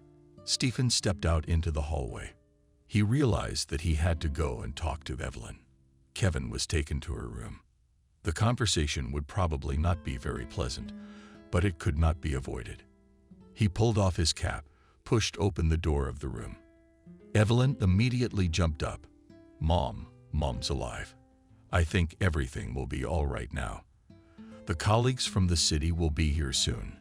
Next to Kevin on the bed was a baby boy. The man looked at him fondly, almost unblinking. But when he heard Stephen, he raised himself up on one elbow. Thank you, doctor, but I wasn't the only one there. Rick, what a god. It amazes me how many things one man can do in this town. A stomach doctor would never treat a cold. He sat down on the bed. Evelyn looked at him without looking away. That's not all you wanted to tell us. He nodded. Then he looked up at Evelyn. Evelyn, what blood type are you? Third negative. Yeah. How do you know? I'm the same. She sat down next to him and looked confusedly at her hands, then at her husband. Kevin sat down too. Am I to understand correctly that you are now going to tell us that Evelyn is your daughter? Stephen shrugged his shoulders. Apparently, yes. Really, I didn't know anything myself. I had all sorts of thoughts when I took in the big boy. He has the same birthmark as all the men in our line. But I didn't even think in that direction. was going to find out, of course, through whom that birthmark came, through Evelyn or through Kevin. Then Vanessa saw it. Evelyn stood up, and I always knew my daddy was Robert. I don't think you're right. It's just some kind of coincidence. Mom's gonna wake up and find out. Look at this. Kevin carefully turned the baby around with one hand that wasn't very comfortable, so Evelyn rushed over to help him. He was the one who was pointing at a birthmark of a very unusual shape. Stephen silently unbuttoned his shirt and showed the exact same one, only bigger. Evelyn was powerless. Sank down on the bed. What is it? Daddy loved me. I never would have guessed. He did. She looked up at Stephen. Daddy died when I was 15. There was silence in the room. Stephen stood up. He could feel how tired he was. There just wasn't any energy left. There was a murmur in the hallway. He breathed a sigh of relief. Here came help. Vanessa had regained consciousness already in the car. It was decided to drive her in the morning. Another car was to come for Kevin and Evelyn with the baby. Stephen made the decision to go with Vanessa. He did not immediately decide after Evelyn asked, "You are not going to leave Mommy now. You saved her. Stick around at least until she's safe, sure. Don't worry, Evelyn. I'll be right here." He pulled the girl against him on some impulse, eyes shielding her. He only now suddenly realized that he had a daughter. He had a grandson, but no family. No one needs him. Tanya has everyone beaten, weak and sick, but all together. And he's still alone. Vanessa accused everything around her with a cloudy look, then focused her gaze on him. "You." He barely heard what she said, wanted to answer. Vanessa closed her eyes again. Kamishin met them with rain. Stephen thought that they had basically swapped an awl for a soap. As far as he remembered, the medicine here was also lame. But the car went down some unfamiliar street. Finally, it stopped in front of a beautiful new building and the doors opened. "Vanessa, what the hell is this?" Stephen watched in amazement as the entire staff of the new hospital clustered around Vanessa. He approached the driver. It felt like everyone knew her. The driver grinned. How could they not when she's the head doctor? As head doctor, she's the one who got this hospital from the administration. The building was supposed to be the new home of the officials, so she made it happen. Her daughter was attracted by that journalist or someone else on TV. After the reports, the officials came here and gave the building to them and brought all the necessary equipment. No one knew Vanessa was hurt. She would have been carried out in their arms. That's weird. Evelyn didn't say anything about the mom being the chief of medicine. Maybe it would have been quicker. Vanessa never takes advantage of her position and forbids everyone. She says when a person moves into the category of patient, they become just a sick person, not a boss or a pipe cleaner. Stephen was confused and depressed. That's the interesting thing about life. It just loves to put people in a dead end.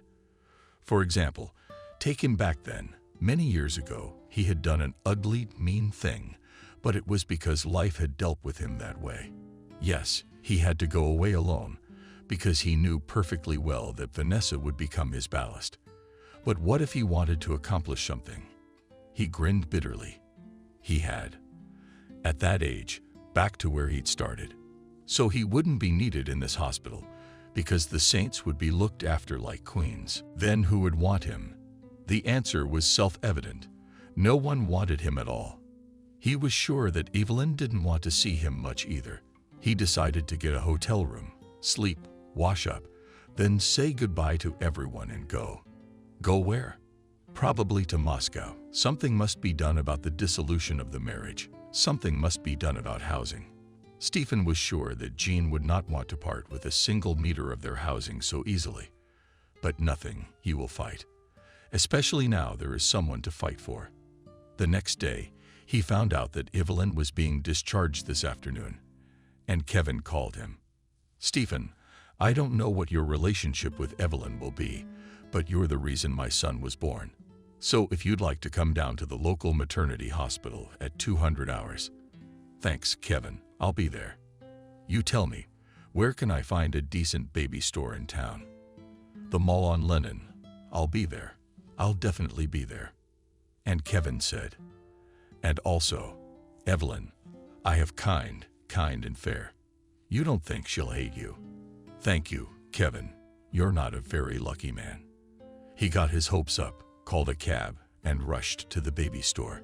He thought long and hard about what to buy. He bought a stroller. He had no idea whether they already had one or not. "I figure I'd get two, if anything." Evelyn greeted him with a smile. "Hello. I didn't know you were coming." "Well, how could I not?" Stephen held out the flowers to Evelyn and looked inside the bag. "Can I hold them?" "Help with Kevin's hand." "Sure." How many small children has he held? 1,000, maybe more. But now that he had this little living lump in his arms, he wanted to cry. He could hardly contain himself. "Not for long, though. My husband and I have decided to name our son Stephen. If it hadn't been for you. That's it. I can't hold back the tears now. Old age, I guess." He walked the happy parents home and headed to the hospital to see Vanessa. He didn't know what he was going to say, but he realized it couldn't be like before.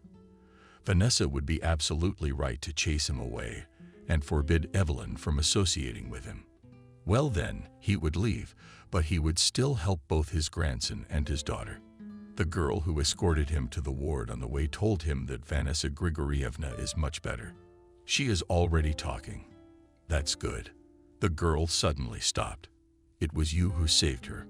"No, we all did it together. Everyone who works at the hospital, in that village." Vanessa turned her head at once. Her eyes widened. Stephen closed the door of the room. He came over and sat down on a chair. "Hello, Vanessa." "Hello, Stephen. So I wasn't dreaming about you. You're the doctor from the capital who saved me. Perhaps I should thank you." "You don't have to. It's the least I could do for you." "Vanessa, why didn't you tell me?" "You didn't tell me. I didn't understand you. You didn't tell me about Evelyn." "So you guessed. But it wasn't hard, considering I delivered the baby and saw the birthmark right away. So there you go. I wanted to tell you. I thought long and hard. I didn't know if you needed that information. But then I decided you had a right to know. I went to Moscow. It wasn't hard to find you. Only that day you had a wedding. I saw you, stood there and left, determined to forget you forever. Robert was waiting for me here, and I told him everything. All he said was he wished he killed you. Didn't kill you then." Stephen grinned.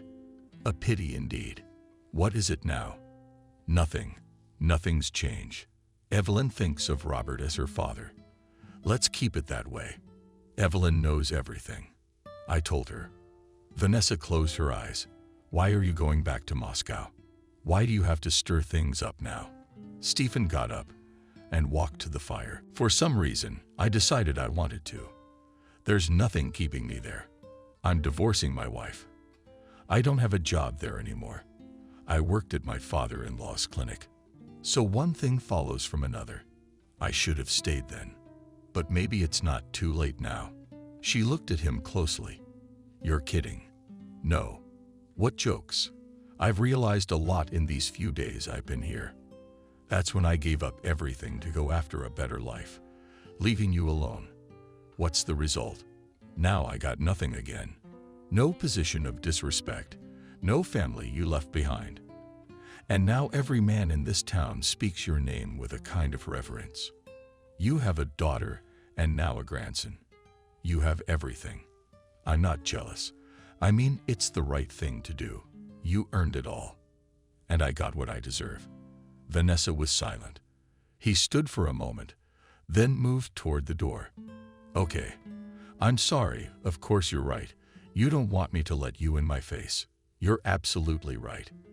It's a good thing I didn't help, didn't raise, and got a grown daughter right away. It would have been too easy. I'll leave tomorrow. I'm sorry." He grabbed the doorknob and heard it. "I have a position at the hospital as head of the maternity ward. The current head has been asking for a well-deserved retirement for a year, and I have no one to replace him." He froze, then turned around. "Vanessa, you're sure you won't regret your offer?" She grinned weakly. Of course I will. Stephen set to work with enthusiasm. At first, for now, all the issues with the division of property. He was given an apartment not far from the hospital. The rent was a pittance. The apartment was quite small, but it was quite decent inside. The first day, he contacted a lawyer he knew in Moscow and told him to start divorce proceedings. Your wife never worked. No, I see where you're going with this. We'll divide everything according to our conscience, but you have to offer her to buy my share because I'm not going back. Oh yeah, so where does the best doctor in the world live now? Stephen laughed where she used to send me and my dad all the time. Everyone on the ward looked at him with a kind of morbid curiosity. He knew exactly why. Not only was he not a local from the capital, but as it turned out, he was an acquaintance of their head doctor. And that was interesting, considering that they were almost the same age. Stephen visited Vanessa every day, under the pretense of talking about work. They both knew that work had nothing to do with it, but they were careful to pretend that it did. After each shift, Stephen stopped by Evelyn's house. She was genuinely happy to see him. And Kevin smiled and said that as soon as his arm was healed, he would take Stephen fishing. Everything was rolling along, but there was still something unfinished in the air. When Vanessa is discharged, everything will fall into place. But he didn't think they could continue to communicate like this. Every day more and more he realized one thing could always be considered lost, and only the time spent next to Vanessa was bright and somehow real. A month passed and Vanessa, finally, she left the hospital with her own feet and breathed a full breath. God, it felt good. I never understood why patients disliked hospitalization so much. Now I realized Stephen was standing a little apart. He didn't want to disturb them. Evelyn hugged her mother and led her to the car. He sighed. How lucky is it to have someone to hug like that? Stephen walked toward the hospital, but he heard Dad, "Aren't you with us?" He froze. Hearing those words, he slowly turned around. No, there was no mistake. Except for them, there was almost no one on the street. Tunis looked at him and smiled. Let's go. I set the table. Kevin's mom is babysitting Stephen, so we have to hurry, because our son has a temper. And he looked at Vanessa. If she wasn't happy, he'd say no. He didn't want to make her uncomfortable. But Vanessa looked at him calmly, even as if affectionately. I'm going, of course I'm going. I just thought you wanted your family. He rushed toward them. Dick. The man even stumbled. Only one man had such a nasty voice. Jean, hadn't you forgotten your wife? She slammed the door of the expensive car and moved toward them. Stephen, stop freaking out. We've all been a little overreacting, both Dad and you. But face it, you were wrong first. Dad is willing to take you back if you apologize for what you said. He saw Vanessa's face change. She's a purse. But we won't get in your way. And moved toward the car. Evelyn stood for a moment and followed her mother. Stephen turned to Jean. Why did you come here? I don't understand. We've decided everything. I honored your wish and went back there. Where do you think I belong? Stephen, enough already. Are you really ready to sacrifice a normal life for all this? Jean made a vague gesture with her hand. Stephen suddenly calmed down. He followed Kevin's car with his eyes. What didn't escape Jean? And I did not understand. Have you found yourself a provincial seagull already here? She laughed. But you surprised me. I thought you were already incapable of anything. But you're still capable of conquering someone. Well, maybe you're willing to give up everything for some country woman. He came right up to Jean. Did you get here on time? No, really, if I didn't look at you now, at your behavior, I wouldn't have realized what a worthless life I've lived. Tell me, Jean, why do you live? You're of no use to anyone. You leave no one behind. There's a man. But if you take him out of the world, no one will notice. You're that kind of person. Jean, a parasite. The woman even choked with indignation. Who the hell are you? My dad won't let you work here. Stephen laughed. You just don't browbeat, not out of anger. He almost ran down the sidewalk. Now he knew exactly what he had to do. Somewhere nearby, he saw a convenience store, just what he needed right now. Vanessa was sitting at the table, picking at her plate with her fork. "Mom, you're not eating anything." "I don't feel like it, daughter." She really didn't feel like it. The only thing she wanted to do right now was to curl up in her pillow and sob like what? How could she fall back in love with someone who'd done that to her? Her brain was trying to tell her that she probably never stopped loving him. But Vanessa didn't want to hear those thoughts. Kevin stood up. "I don't believe it. I don't believe it. That's all. Look, he won't go with her. I don't know him that much, but he seemed like a normal guy to me." Vanessa grinned at Kevin. "What's your point? What are they getting at? What do you think, Vanessa, that we don't see anything, don't understand anything? Why did you leave them there? You could have waited." "So he thinks we've all abandoned him, and no one wants him here." Evelyn looked at her mother. She thought so too, but she didn't say anything. Vanessa sighed. "The most important thing is whether he needs us, and that can only be decided by him, not his wife. We can't help him with that." She got up. "I'm going to lie down. I'm tired." Vanessa didn't make it to her room before the doorbell rang. Who could it be? "Kevin, open up. Maybe someone's here to see you." Kevin shrugged. Who could be here to see them if they lived in another city, and all their friends are there? He opened the door and smiled broadly. "I knew you'd come." "Vanessa." "Where?" "In the room." Stephen was barely visible behind the huge bouquet of roses. He quickly threw off his jacket and moved into the room. Kevin followed him. Vanessa looked at him in surprise. He handed her the flowers. She took the bouquet out of surprise and then knelt down and handed Vanessa the box with the ring. "Vanessa, I should have done this years ago, but I was cowardly. I acted like a pig and not a man. I'm asking if you can. I'm sorry if you can't. I'm prepared to take reproach from you for the rest of my life. But I'm begging you, marry me. I'm not divorced yet, but it's only a matter of time. I can't do it without you. I've been thinking that only the time we've been together has any meaning at all." Vanessa looked at Stephen, confused and surprised at the same time. She certainly realized that he felt something for her, but to give her a ring like that without a second thought. "But, Mom, how many times? You love him. We can see that." Evelyn couldn't help herself. And as if to confirm her words, little Stephen, who was being held by Kevin, farted loudly, "Yes," so that it was distinct. "Aha!" They laughed. Stephen held on the longest, but after a minute he was laughing with everyone else. Vanessa, wiping away the tears that had come from laughter or something else, said to wash the dishes one at a time. Stephen grinned, ready to take on that responsibility completely. Vanessa immediately replied, "Don't let anyone hold your tongue." He laughed and was finally able to pull Vanessa against him. He could feel her heart pounding, or maybe it was pounding with his heart. It didn't matter. They were still beating in unison.